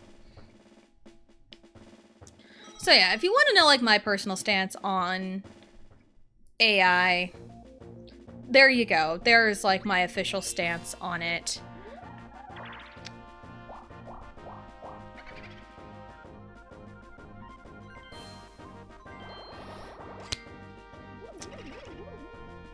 And also, no, I will not acknowledge. I will not acknowledge. Anywho, like, if people try to take AI stuff and use it seriously and try to make money off of it, that's bad. But if you're using AI for, like, silly little fun, then it's harmless. That's my take. Just take the rest of my money, it's fine. Bye, Bowser.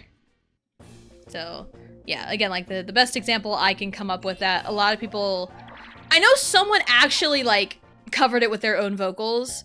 Like that gospel choir thong song. Someone actually did, like, make their own cover of it. Which, I think that's kind of, like, a good, like, little tool AI can be used for good. Is, like, an inspiration tool. You know? It's like, hey, here's the proof of concept. Take it, adjust it, tweak it, make it your own, and then boom, you know, there's your idea, proof of concept. Like, is it still kind of using AI and passing it as your own? Maybe. It really depends. But, like, the thong song in a gospel choir setting, like, it was so good. It was really good. But also, again, like, that's like a silly, not meant to be taken seriously, fun little TikTok thing that went viral. So, like, I'm not hearing a full-blown gospel choir thong song in, like, radios everywhere because it's not where it's meant to be. It's meant to be a fun, silly little social media thing. So, there is my stance on AI. And I also remember a few months ago, there was a whole freaking deal with Claire Obscure getting an award taken away from them, from, like, this indie game award, I think, because they used AI. Now, if you just do a tiny bit of digging, you'll find out that, I'm just going off my mind brain and of what I remember looking up at some point in the past. Like, back when they were, I think when they were, like, first developing the game, they, generative AI was relatively new, and so they were just doing a little experimentation. Like, oh hey, let's try it out, because again, like, when you have something new and shiny, of course you want to try it out, see how it works, you know? Of course there's curiosity there, and there's nothing wrong with curiosity, because I remember seeing a bunch of, like, AI, this, that, whatever, when it was, like, first kind of brand new. It's just the curiosity of it, which, you know, curiosity, you know, there's nothing wrong with being curious about how something works. So they had some, like, I think backgrounds generated from AI that were, like, placeholders. And, like, they probably just forgot about it. And they made it into, like, the final game, and when it was brought to their attention, they immediately patched it out. Nothing else was AI. So the problem is when people were like, oh, AI, the whole thing is AI slop. It doesn't deserve Game of the Year because the whole thing is AI slop. And it's like, that's where you are wrong. You are just generalizing the whole freaking thing. It's like, if you just do a tiny bit of research, you'll find they used it when it was, like, first new, when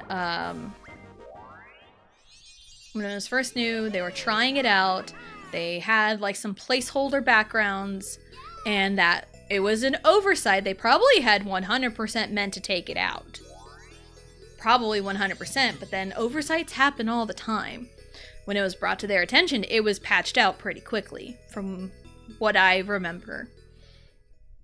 So, I am in the camp of, I don't think the award should have been taken away from them just because of that. Because it was a very tiny... Dude, what are you doing? I have no money for you to steal. I'm not gonna press it. You're just gonna steal everything anyway. So I'm in the camp of, I don't think they should have had that award taken away from them.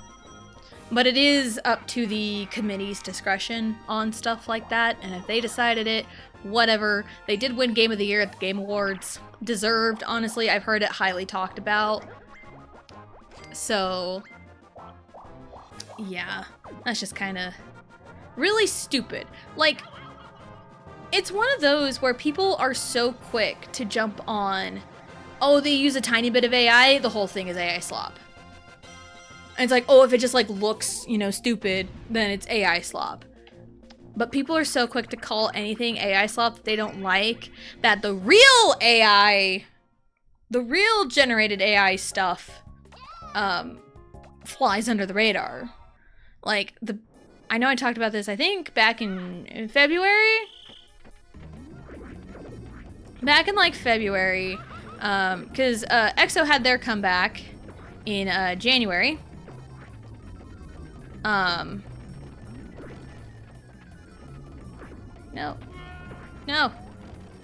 They had their comeback in January, and they had very intricate sets and really good CG, really good graphics,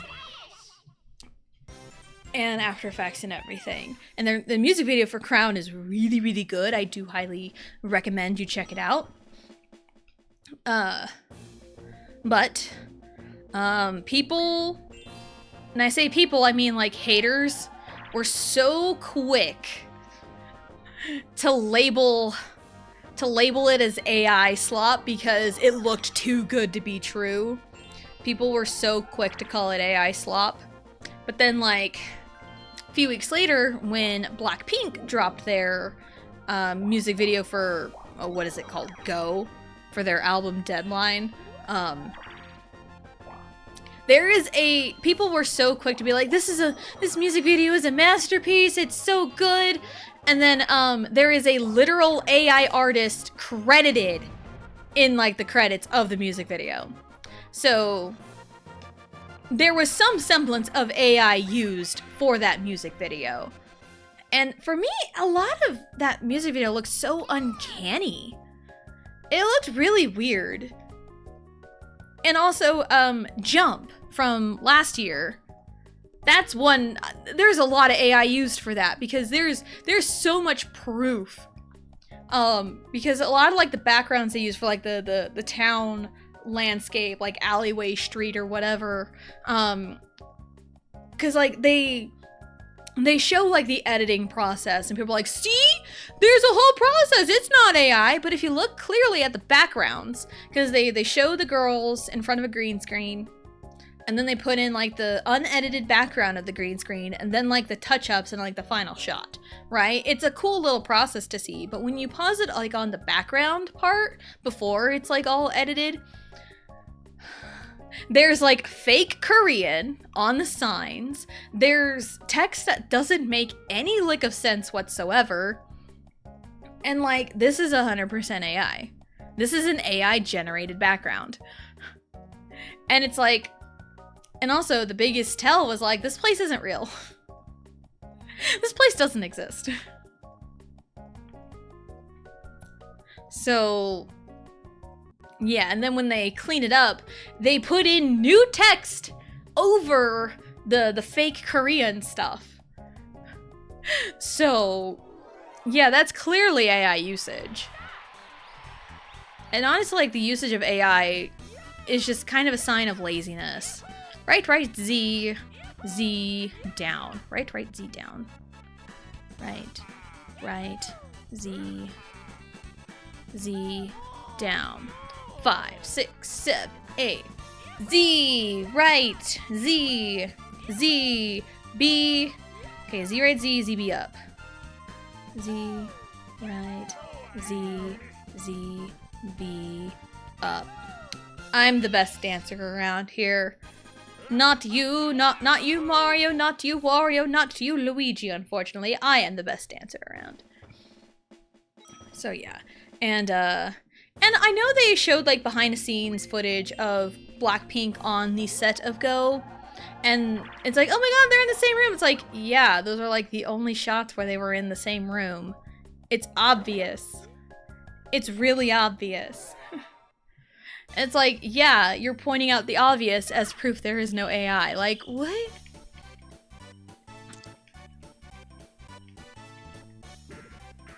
Oh my god, I'm going too much. So when people are like, I think a lot of the blinks are really quick to just assume the worst. Like, people like, oh, there's an AI artist credited in this music video, and people are like, yeah, there's AI used in this music video. You know, there's a credited AI artist, and they're like, they did not AI generate the girls together. It's like, dude, when people claim there's AI usage, they're not claiming the entire thing is AI. Like, again, that's a mass generalization. It's like in Clair Obscur. Like, just because they used a tiny bit of AI for the backgrounds when it was like brand spanking new to test it out as a placeholder and forgot to take it out doesn't mean the entire thing is AI generated. Like, dude, are we so for real? And it's like, I'm not gonna knock on like Blackpink's music videos. I know Jump was super duper uncanny to me. They were like Uncanny Valley in the bad way. Like, I feel like with Jump's music video, they were trying to be cool and it just came off as weird. There was like specific shots of the girls where it's like, I'm unsettled. And there's a difference between being purposefully unsettling and trying too hard and end up being unsettling. So there's a difference. Whereas the music video for Crown, a lot of haters were quick to jump on the, oh, this is AI slop because it looked too good. I don't believe there was any AI usage in that music video, and they posted a lot of behind the scenes stuff where a lot of these sets were real. A lot of the sets were real for EXO's Crown. And it's just like, yeah, these are real sets. Like Dio on that pile of whatever the frick. Like, that's real. So, and I know with like Blackpink's Jump, how did that not get covered in the corner?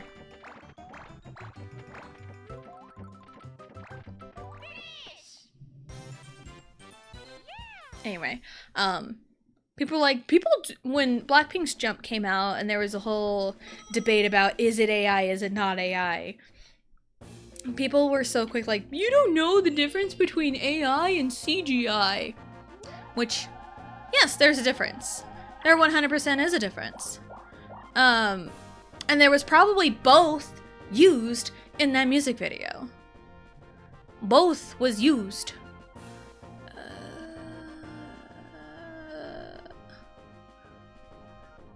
I need to acquire money.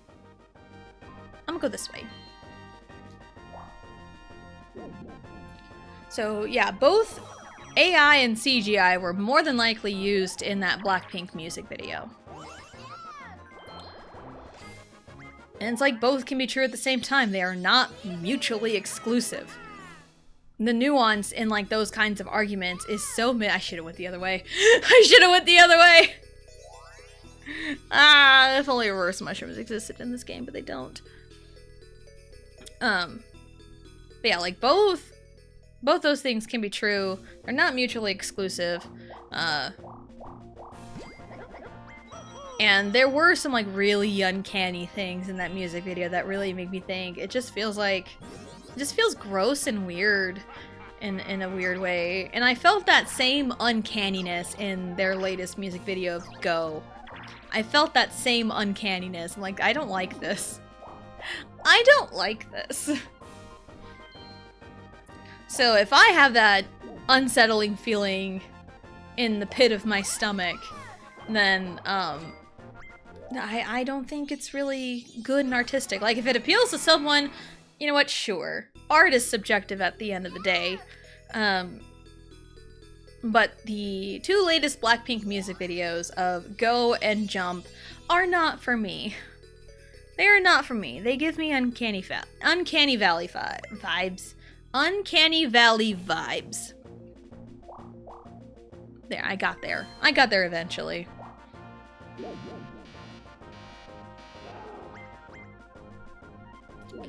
So.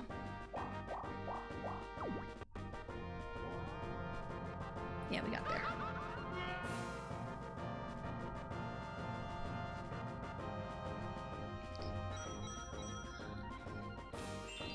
I was trying to remember how we got to that point in the conversation, and I remember.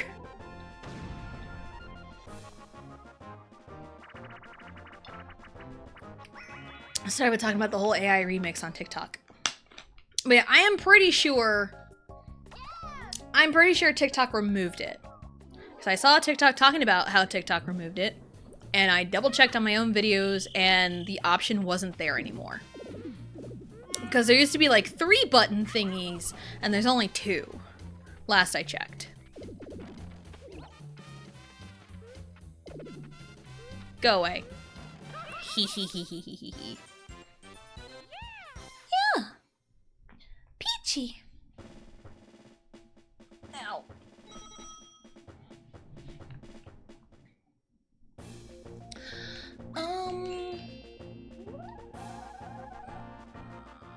Where did the star go? Oh, it's over here. Yeah.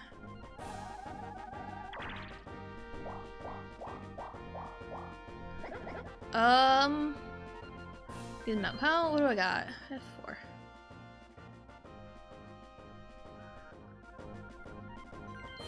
I'm gonna buy this. I have an idea. No. No, thank you.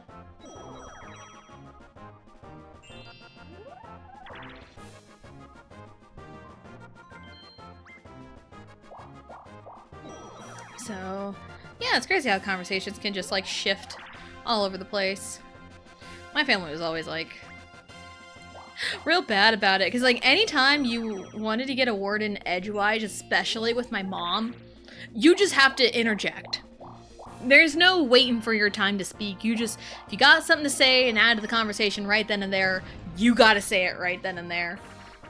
Because whenever, like, my family got together, especially my mom's side of the family, there was no stopping anybody mid-conversation about anything. There was no stopping them.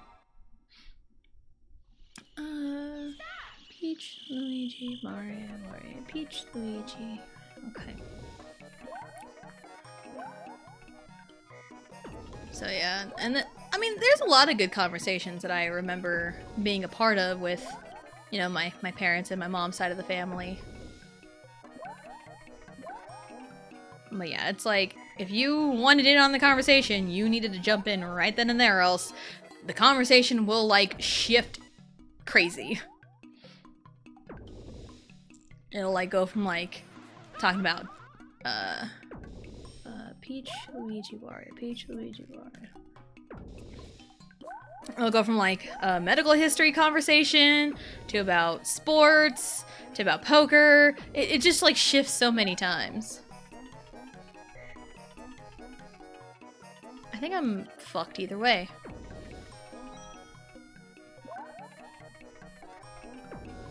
I think I'm fucked either way, honestly. Because even if I rolled a 2 or rolled a 1, it would just put it at 2 and 2. So I think it would have just been screwed anyway. So yeah, like, conversations just, like, rapidly changed so many times. Especially on my mom's side of the family. Anytime my mom's side of the family got together, it was just chaos in a good way. Because with my mom and her sister, my aunt, when those two got together, there was just nonstop talking. Nonstop. Nonstop. You can't get a word in edgewise. You know, like, there's no stopping them. Absolutely not. Ooh, I have a 718. I think that's gonna land on chance time, isn't it? Open it. We're doing it, because I have an idea.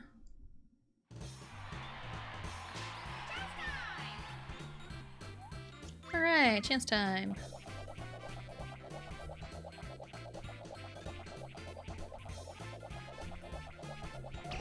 Shoot. Oh, well, it's fine. 1, 2, 3, 1, 2, 3. Give me your money! How much money do you have? You have just enough money. Thank you for your patronage. Yeah. And also on my mom's side of the family, it's where, like, my cousins and stuff get, like, a little crazy. Because, oh shoot, I don't remember their exact ages, like,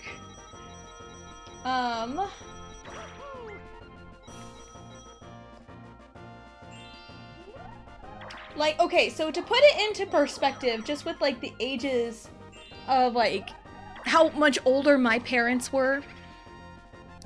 So my mom, was the youngest in her family, and her sister was 8 years older than her on the exact day. They were both born on July 4th, just my aunt was 8 years older than my mom. because my aunt was 8 years older, she had kids. I think she had kids relatively young, too. She had 2 boys, so my cousins. The younger of the 2 cousins turns 57 next month. So yeah, I legit have a cousin that's like almost 60 years old.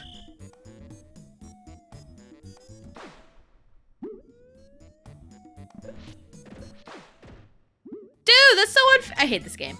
I hate this minigame. I don't know why I try. I don't know why I try. I also kind of wanted to win too because I need a little bit more money to steal a star.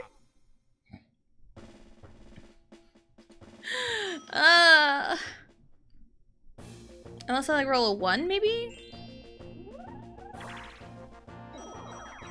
Ask and you shall receive. The Mario Party gods have blessed me today. Any hoozle. But yeah, like my family tree can go a little bonkers. And it's one of those, my mom was the youngest in her family. My dad was the oldest in his family. And my mom was older than my dad. I feel like that doesn't happen too often anymore.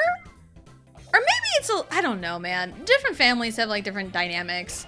And I do remember my grandma, my dad's mom, wasn't too keen on my mom at first for a long time.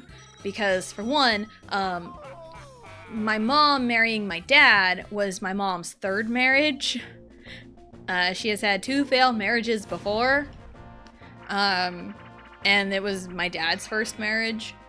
So it's like, oh, this lady has been married twice before, and she was older. So it was like, you know, kind of taboo back then or whatever. Even though my grandma initially dated grandpa's brother before they got together. So, yeah, she's one to talk. So, shit. So, yeah, different dynamics and everything. Yeah, my aunt on my dad's side of the family is closer in age to one of my cousins on my mom's side of the family. That's how crazy the dynamics are from either side of my family. So it gets pretty crazy. And I honestly haven't really seen anyone on either side of my family. And you know what?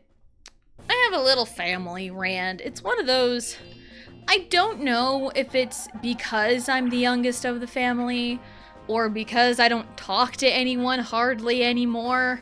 I don't know what it is, but there's some information in the family that doesn't really get told to me anymore. But like that's a youngest child perk at times. Well, there's people over there waiting. There's Wario and Mario. That's why I stole from Mario. 1, 2, 3, 4. I would like an item. Try to, anyway. What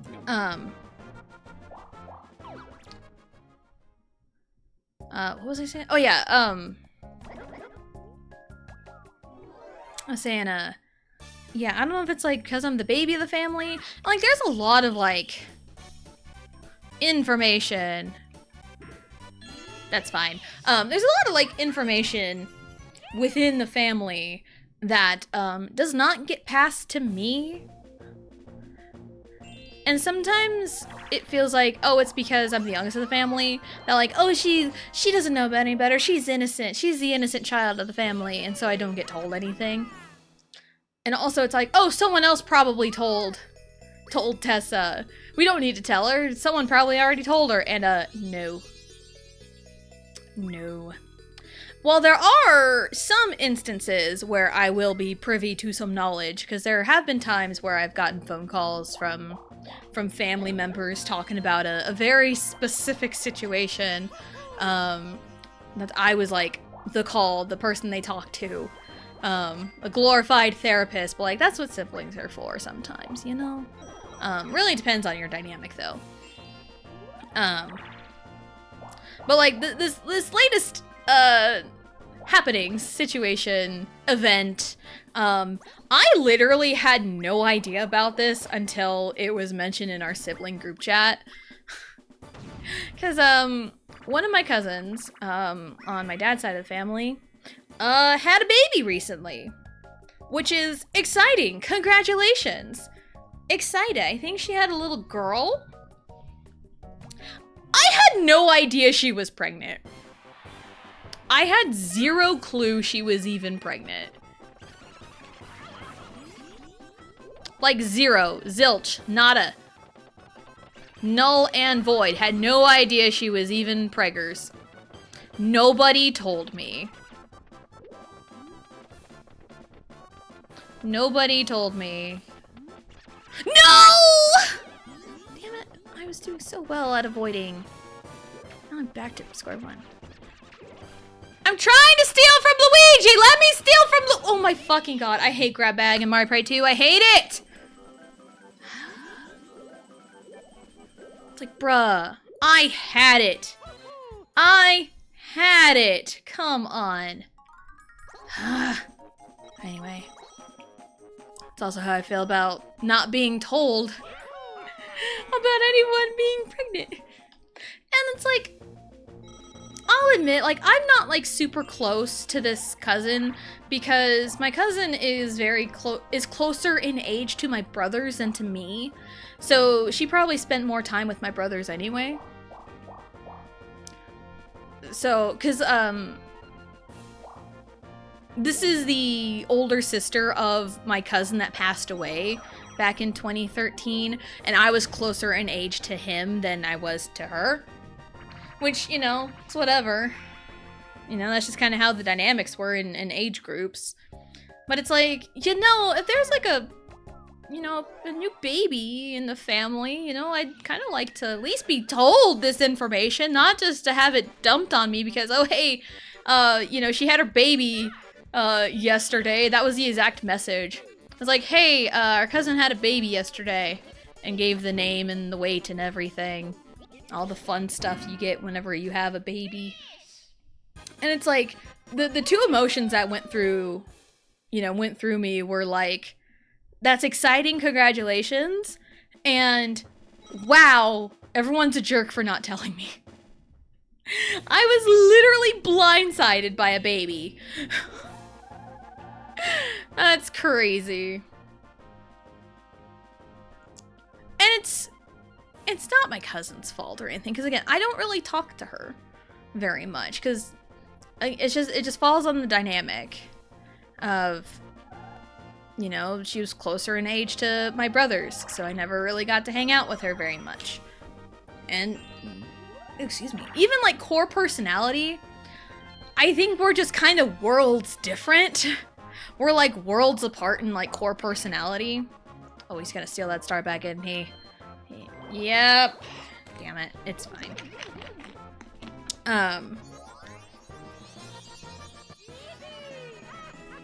So, but like, even if I didn't hear directly from my cousin, my brother knew. I wonder if anyone else in the family knew about it and just didn't tell me.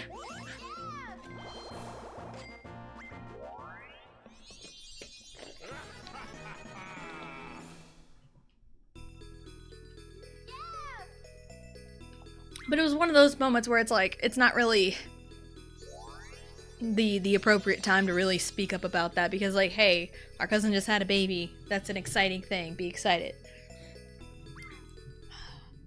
And it's like, I know I don't really talk very much, but it's like, growing up, I've essentially been conditioned to not talk, because everyone else talked for me. Like, everyone else held the conversation for me. I never really got a chance to speak up for myself and to really talk about things.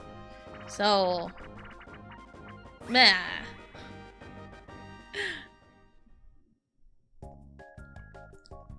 Da-na-na-na-na. So yeah, I'm sure someone can relate to like that story about like not being told things in your family. Oh, come on. Because I messed up.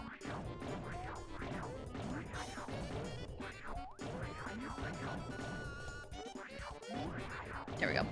We got there. You know, and it's not like a black sheep of the family type thing, but there's plenty of times where I feel disconnected to my family. And I feel like a lot of it is just kind of how our family dynamic was, because like everyone always talked over me. I'm not taking any chances. A lot of people talked over me. I feel like I wasn't really like listened to. No one really bothered trying to, you know, listen how I feel about certain things or my takes on stuff. And because I was so much younger and I was very like online even as a teenager, and I just really kept to myself because I really thought like no one cared about me. Like growing up, I was really made to feel no one gave a crap about me. So I kept to myself a lot. I was very much a bedroom kid. I was very much a bedroom kid. Like kids nowadays, like my kids, they're not bedroom kids, they're not living room kids, they're wherever the hell mom is, kid. Like, wherever mom is, I want to be there too. Like, Riley, all morning long, no matter what room I went in, she just followed me, even though she had no business being in that room. Like, I think I was like, what was I doing? I was filling up her water bottle or something, or I went into the kitchen to blow my nose or something. I was doing something in the kitchen, and Riley just followed me without a care in the world. It's like, really, kid? Okay. But yeah, I was very much a bedroom kid. The only time I was out of the bedroom was when I played video games on the console that was hooked to the TV in the living room. Or the occasional when I would talk to my mom about something. You know? That's really it. I never really left my bedroom, you know, otherwise, you know, eating, going to the bathroom, you know, just the basics. I never really left my room. And then a lot of times, like, oh, the youngest, someone else probably told Tessa. You know, it's like, oh, hey, there's this thing that happened. It's like trickle down. The trickle down information.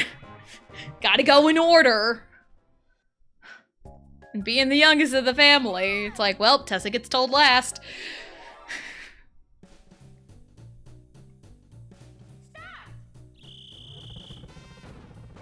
I missed.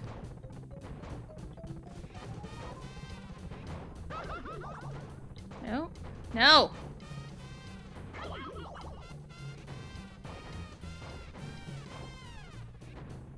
Nice. So... yeah. And also thinking about it, I was probably told last about Dad dying. Probably. Because, like, anytime you have, like, a group of siblings that are just, you know, like, more than 3 or more than 2... I think the order of operations usually is the oldest first, youngest last.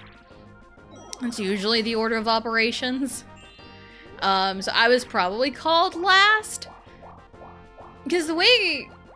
I bring up my dad because tomorrow would have been 6 years since he died. So it's kind of on my mind. It's like, I remember my brother, my older brother, calling me. And I was probably the last he called. I want to say he called the oldest first, and then maybe my sister, and then me.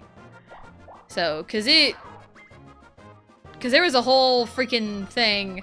Because, like, my dad died in a car accident, and it happened at, like, 11-something a.m. And, they were trying to get a hold of my older brother. They're trying to get a hold of him because he lived in the same town as my dad at the time. And they were trying to get a hold of him. He wouldn't answer his phone. He's probably busy with something, working, I don't remember what. But then they went to his house where he wasn't home. And so my ex-sister-in-law and their oldest daughter was there at home at the time. And they're like, we need to get a hold of, you know, so-and-so. And they kind of explain the situation there, trying to figure out what happened. And I think once my brother knew, he immediately contacted all the siblings and everyone he needed to call and all of that. It's different Mario. So I was probably on the last of the chain of command on that front. But I still remember the first thing I said to him, I asked him if he was okay. Because, man, that's a lot of information to process. So, anyway, let's not get sad. Let's not get sad. Let's get glad. Let's do this crazy cutter. Let's do it. Yeah, and it's one of those, I think I've mentioned before, like, springtime just kind of gets me down. So I'm sorry if I am just kind of more, I don't know, depressed during the springtime. Because a lot of bad things that have happened in my life happen during the spring. So sometimes it's like my body's just like yelling at me, hey, you're supposed to be depressed. It's like, no, I don't want to be depressed. Like, I don't want this depression. And I don't want to double it and pass it to the next person, because that's not right either. I'd rather someone double it and pass it to me than for them to carry that burden, because it sucks. Anywho, so yeah, a lot of depressing things in my life have happened during spring. And it's one of those I don't start climbing out of it till like June. I don't start climbing out of it till like June, and it's just how it's been the last few years, and I hate it, and I should probably go to therapy about it. But I can't afford therapy. Anyway, welcome back, DA. Pizza rolls? Nice. Alright. Where are we going? We're going over there. Lots of things have happened. We're flip-flopping between Mario and Wario as public enemy number 1. They are public enemies number 1 and 2. They are very interchangeable.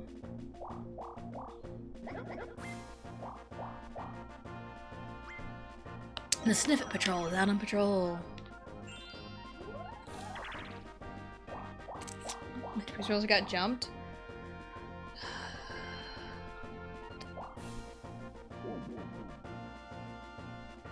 I'm just trying to remember. Have we jumped you about pizza rolls? I don't remember. But pizza rolls sound... I don't think I'm not really one for pizza rolls. But I also know when you do make pizza rolls, you gotta be real careful, because that's like molten lava when you make them.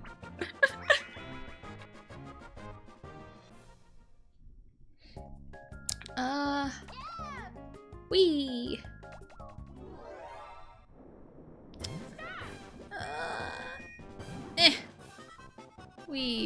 I've really just been, well, I've had a couple like frozen meal mac and cheeses for lunch. I think Monday and Tuesday I had those mac and cheeses for lunch, and then Wednesday and today I had just a bowl of cereal for my lunch.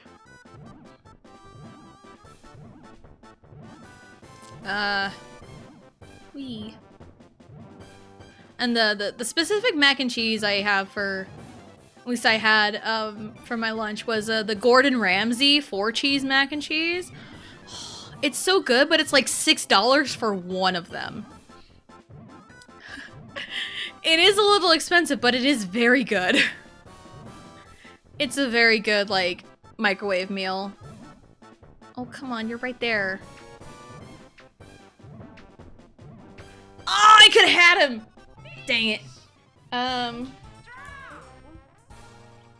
Blue Vegito, something about that, you know, that sounds right. Because I know Vegito likes pizza rolls. I know he likes pizza rolls. That probably could have happened.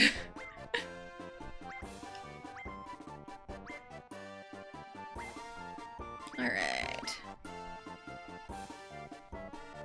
Alright, Koopa, who are you? Luigi! You know what? Yes, Luigi is the winner in our hearts.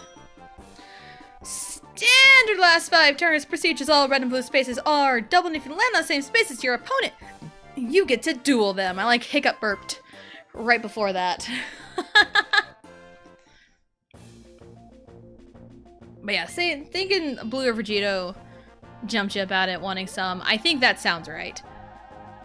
Bloop. It's over there. Wario is close. He doesn't have money. Luigi is also there. He barely doesn't have money. Let's make it work. Maybe. Question mark. I don't know. But yeah, here lately I've been getting the Gordon Ramsay 4 cheese mac and cheese. And there's one that's like a Vermont cheese mac and cheese. It's okay. First time I tried it, I wasn't a big fan of it.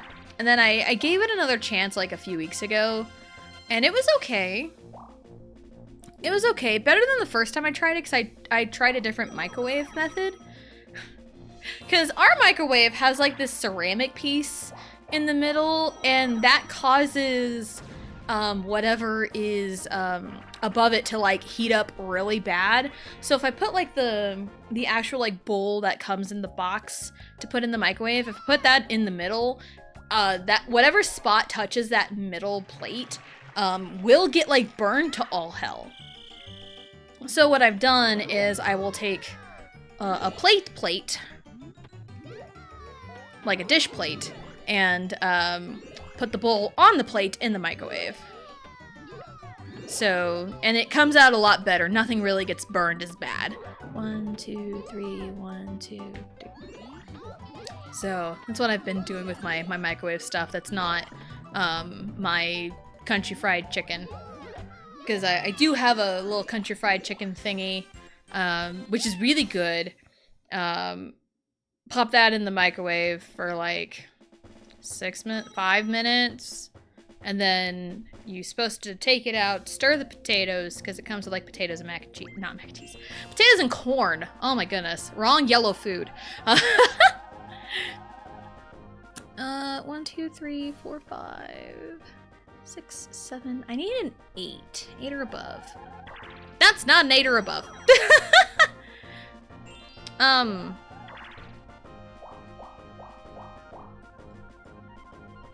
Ooh. Ooh, Mario, you diabolical son of a bitch. So, yeah.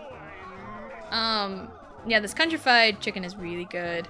And then you pop it back in for like 2 or 3 minutes, and when everything's done, I will, you know, kind of put an actual plate on it, or take the stuff out of like the tray and put it on a plate, and then salt and pepper, and maybe a touch of garlic powder, and then just kind of mix it in, and it's pretty good.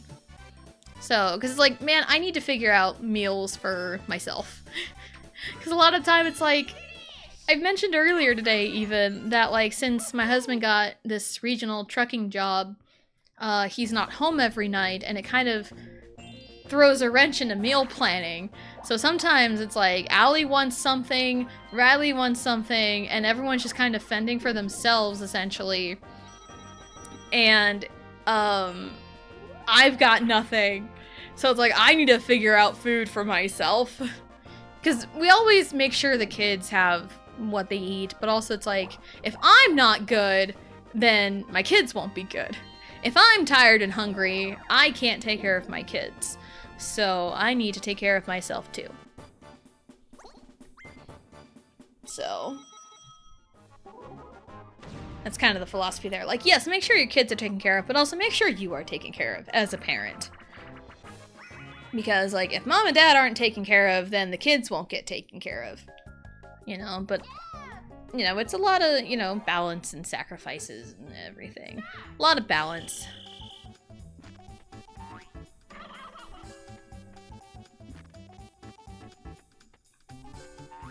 Haha.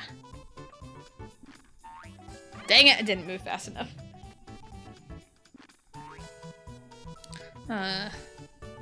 So... There we go.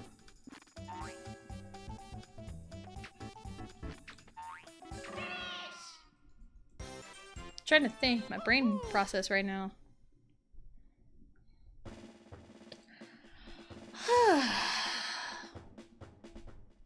I don't know, maybe I'm all talked out for today. I don't know. I need to find something to yap about. Okay, well, they don't got no money. Mario barely doesn't have enough money, so I got time to make it over there. 1, 2, 3, 4, 5, 6. Need 7. That's not a 7 either! Oh my god! If I could just get like a regular mushroom to help my chances, that'd be great.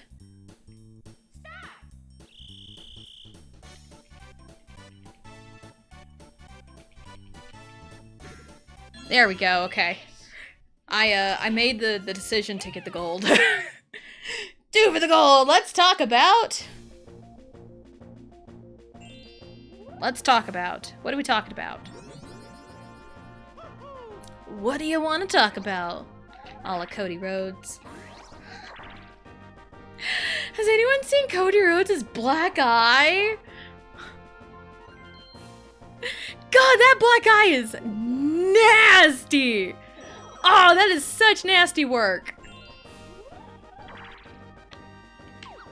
This black eye is nasty. Baby cakes versus Reese's? I had Reese's recently. I think Tuesday evening I had Reese's. Or some evening I had Reese's. Whatever day I had Reese's during the break. That might have been Tuesday. Reese's recently. I also haven't had a baby cake in a while. I haven't really had any, like, sweet treats. Because it's one of those, I'm trying to, like, discipline myself. Because it's really easy, especially when I'm home alone, to just eat sweets all the time, especially, like, right before bed. I know, I'm really bad about it. But I'm trying to, like, not do that as much. And usually the baby cake is, like, an evening treat, so, and I haven't had one in a while. And it's like, it's okay to, like, splurge occasionally, you know? It's okay. Like, that's why they have, like, quote-unquote cheat days for diets.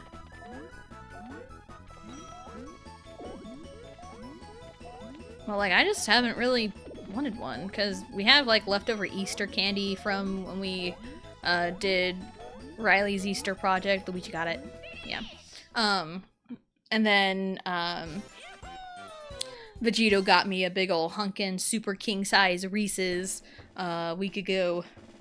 So, yeah, so I've had Reese's recently. Baby cakes, not so much. Alright. This is do or die. 1, 2, 3, 4, 5. I need a 6. Someone ripped out the 5th month of my calendar. I am dismayed. The power of puns! It got me the roll I needed! Oh, I love that! I've never heard that one before! Oh, that's so good! I've been dismayed. You're dismayed. I love that. That's so funny. I love that so much. I might use that one on someone. I don't know. That's great. I love that. I love that. The power of puns. The real superpower of puns.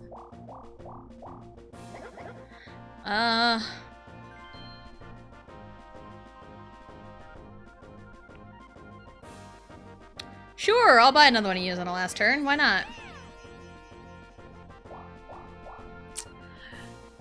Let me view the map. How many spaces I got left? 7, 1, 2, 3, 4, 5, 6. Ah, shoot. If I was gonna land on the happening, I would set a trap, because setting a trap would put me right there on this blue space here in the middle. So, and I don't think anyone else is really close.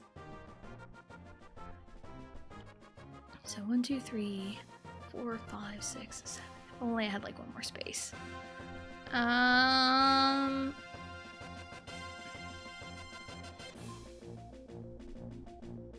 You know what? I think Mario is the closest. Mario's like up there. Yeah, so no thanks. Pause it.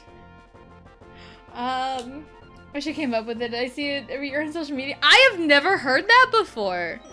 I have honestly never heard that before. You are my source for that joke now. You are my source. That was so good. That was so good. I love puns. I love puns. Da da da da da da da.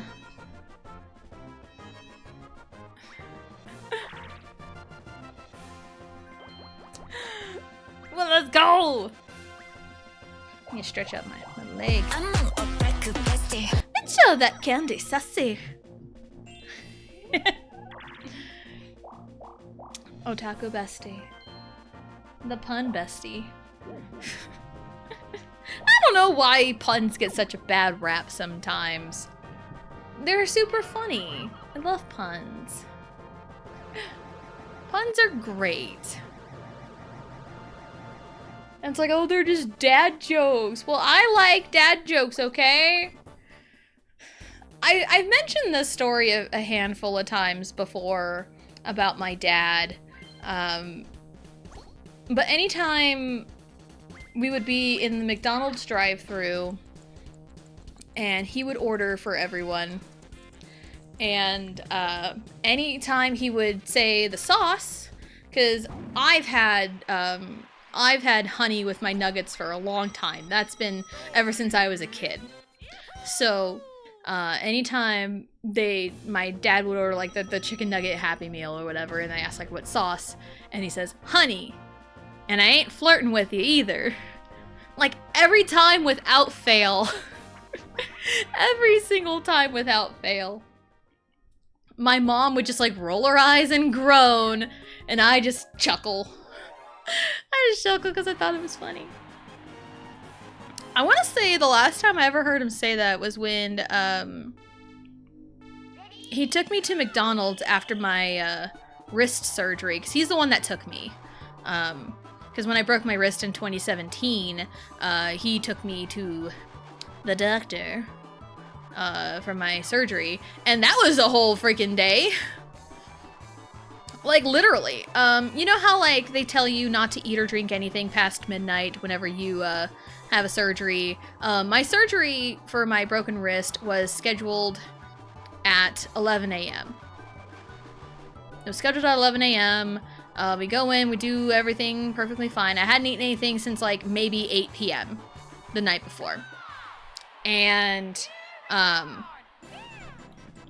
go in, do all the surgery prep and everything, and then surgery gets delayed. Like, it's just a wrist surgery. I'm not, like, super high up on the priority list, but I think I want to say an emergency happened. Like, somebody got into a wreck and had to have, like, emergency surgery, and my surgeon was called into that surgery. So, we waited like all day, and I didn't get taken back till like 4 p.m. So you can imagine I am like starving by this point. I am starving by this point, and Mario, please. And man, I just wanted to eat something. I just wanted to get the surgery over with. It was like 4 o'clock when they finally like took me back. 1, 2, 3, 4, 5, 6, 7, 8, 4. 1, 2, 3, 4, 5, 6, 7, 8. Blue space. I'll take down here. This will be fun. No thanks. So they finally take me back at like 4 p.m. and the last thing I hear before I'm like out from the anesthesia is the people talking about porch pirates, because lots of people were getting their packages stolen out from their porches. So that was the last thing I heard before I was just like gone. And I woke up with this fixator on my wrist, and then usually the surgeon like talks to their patients after they were done, but they didn't talk to me about anything. So but it was just a long day that day, and then when we got out, Dad asked me, what do you want to eat? I'm like, I just want McDonald's. McDonald's was like the comfort food at the time, and went to a McDonald's drive-thru, and he remembered that I usually eat my nuggets with honey, and I heard the famous line, you know, in the drive-thru. It said, honey, and I ain't flirting with you either. So, yep, that was a fun time.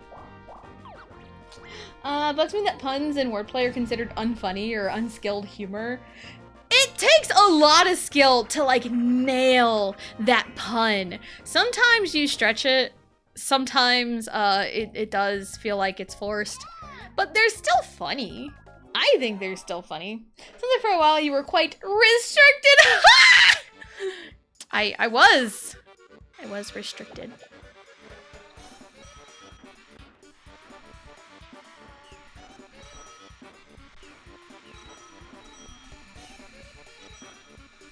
No, I wanted that! Shoot. Mario got out of— Mario, leave me alone! Mario wasn't a bitch.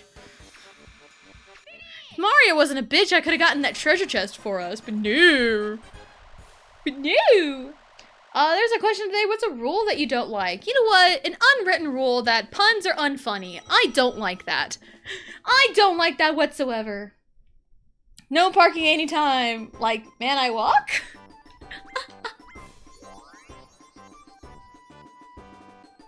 I have 10 stars.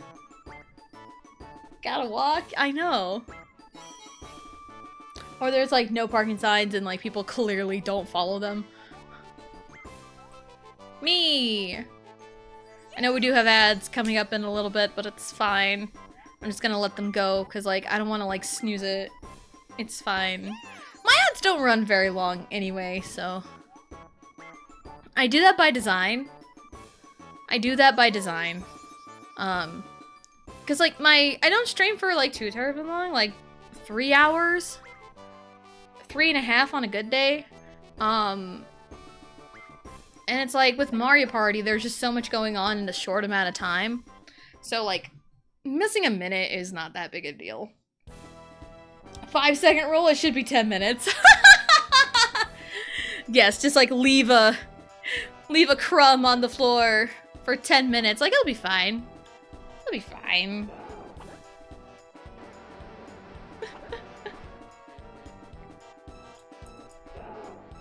So, yeah. It's none other than Peach of the Space Patrol! Yes, this is totally how the Mario Galaxy movie went. Yep. Oh my god, spoilers! But yeah, this is totally how the Mario Galaxy movie went. I saw it in theaters. I know exactly what I'm talking about. You cannot get behind me. Yeah, why can't I just pick up my ice cream cone again? I know, right? Tell it to the one guy in the Lilo and Stitch. Spoilers! I know. I'm sorry. I spoiled the whole movie for you. I'm so sorry that Peach fires a gun at Bowser. I'm so sorry. Yay!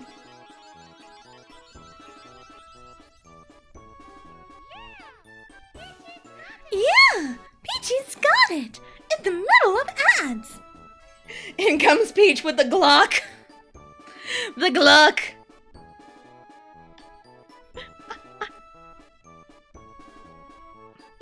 Oh, I love it. Watched 1993 Mario Bros. In Discord yesterday. Oh my god. What'd you think of it? I've seen it one time years ago. What did you think of it? It is a treat. I liked it? Yeah, it's a treat. When you don't take it super seriously, it's not that bad. But it was definitely a choice for the time. 390. I could only get up to 95 because I kept hitting the laser. 3635. 369. A few chance times, some Bowsers, some battles, lots of item, a couple banks. We're good with banks. Yeah, I got money, got paid, bitches. Unfortunately, I don't have an 18-month-old Riley to repeat bitches to me. Because it was the same board. I think I had like 5 banks. And I had Riley sitting in my lap and she's like 18 months old. Or like a little over 18 months. And she repeated bitches to me. It's one of my favorite clips. If you go to clips and find like no Riley or Riley no, that's my favorite clip. And it's, yeah, I got money, got paid, bitches. Bitches. And then like no Riley, that's a bad word. Hello, Lore. Hello. Welcome in. Hope you're having a good day. Probably wide rule. That paper reminds me of Skull Notes. I know, that dang paper. But man, that college rule though, that's a rough one too. Oh my goodness. To me it felt like, what if X famous director was tasked with making a Mario movie? What would it look like? Yeah, that would be something. I've only seen the 90s live action Mario movie one time.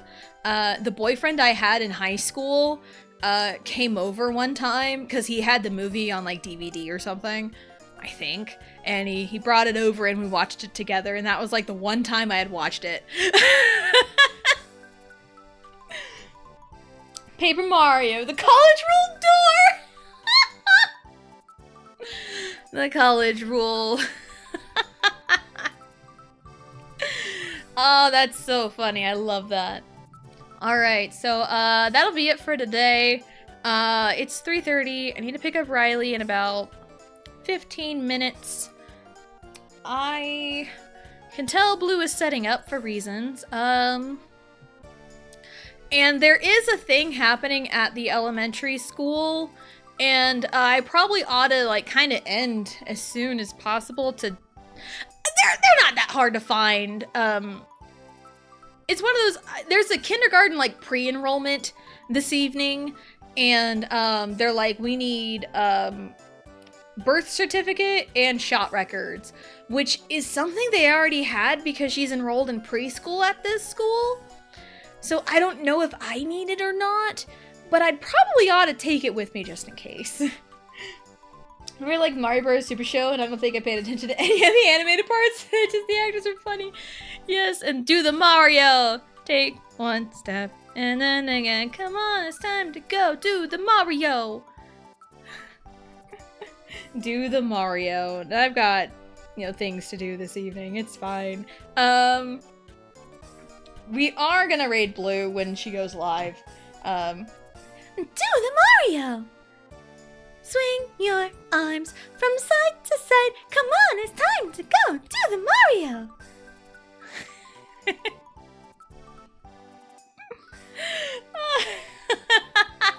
Thanks, Johnny, for that. Brouhaha. That's a fun word, the brouhaha.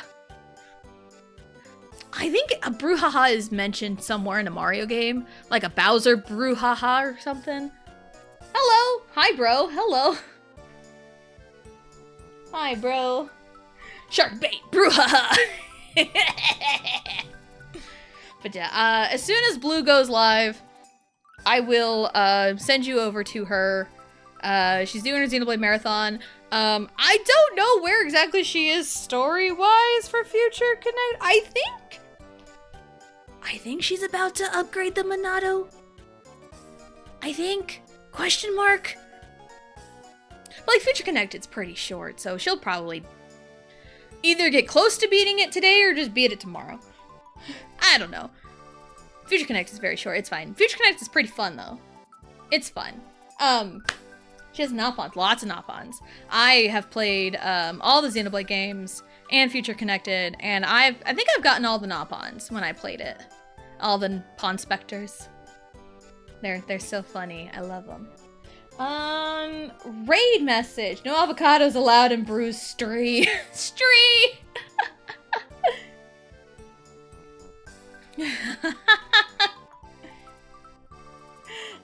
What should a raid message be? I can't type. Don't worry, I can't type either. I tried doing the command Coda link, but then my A key got stuck and I couldn't. So it was just command coat. Coat. Crown of the.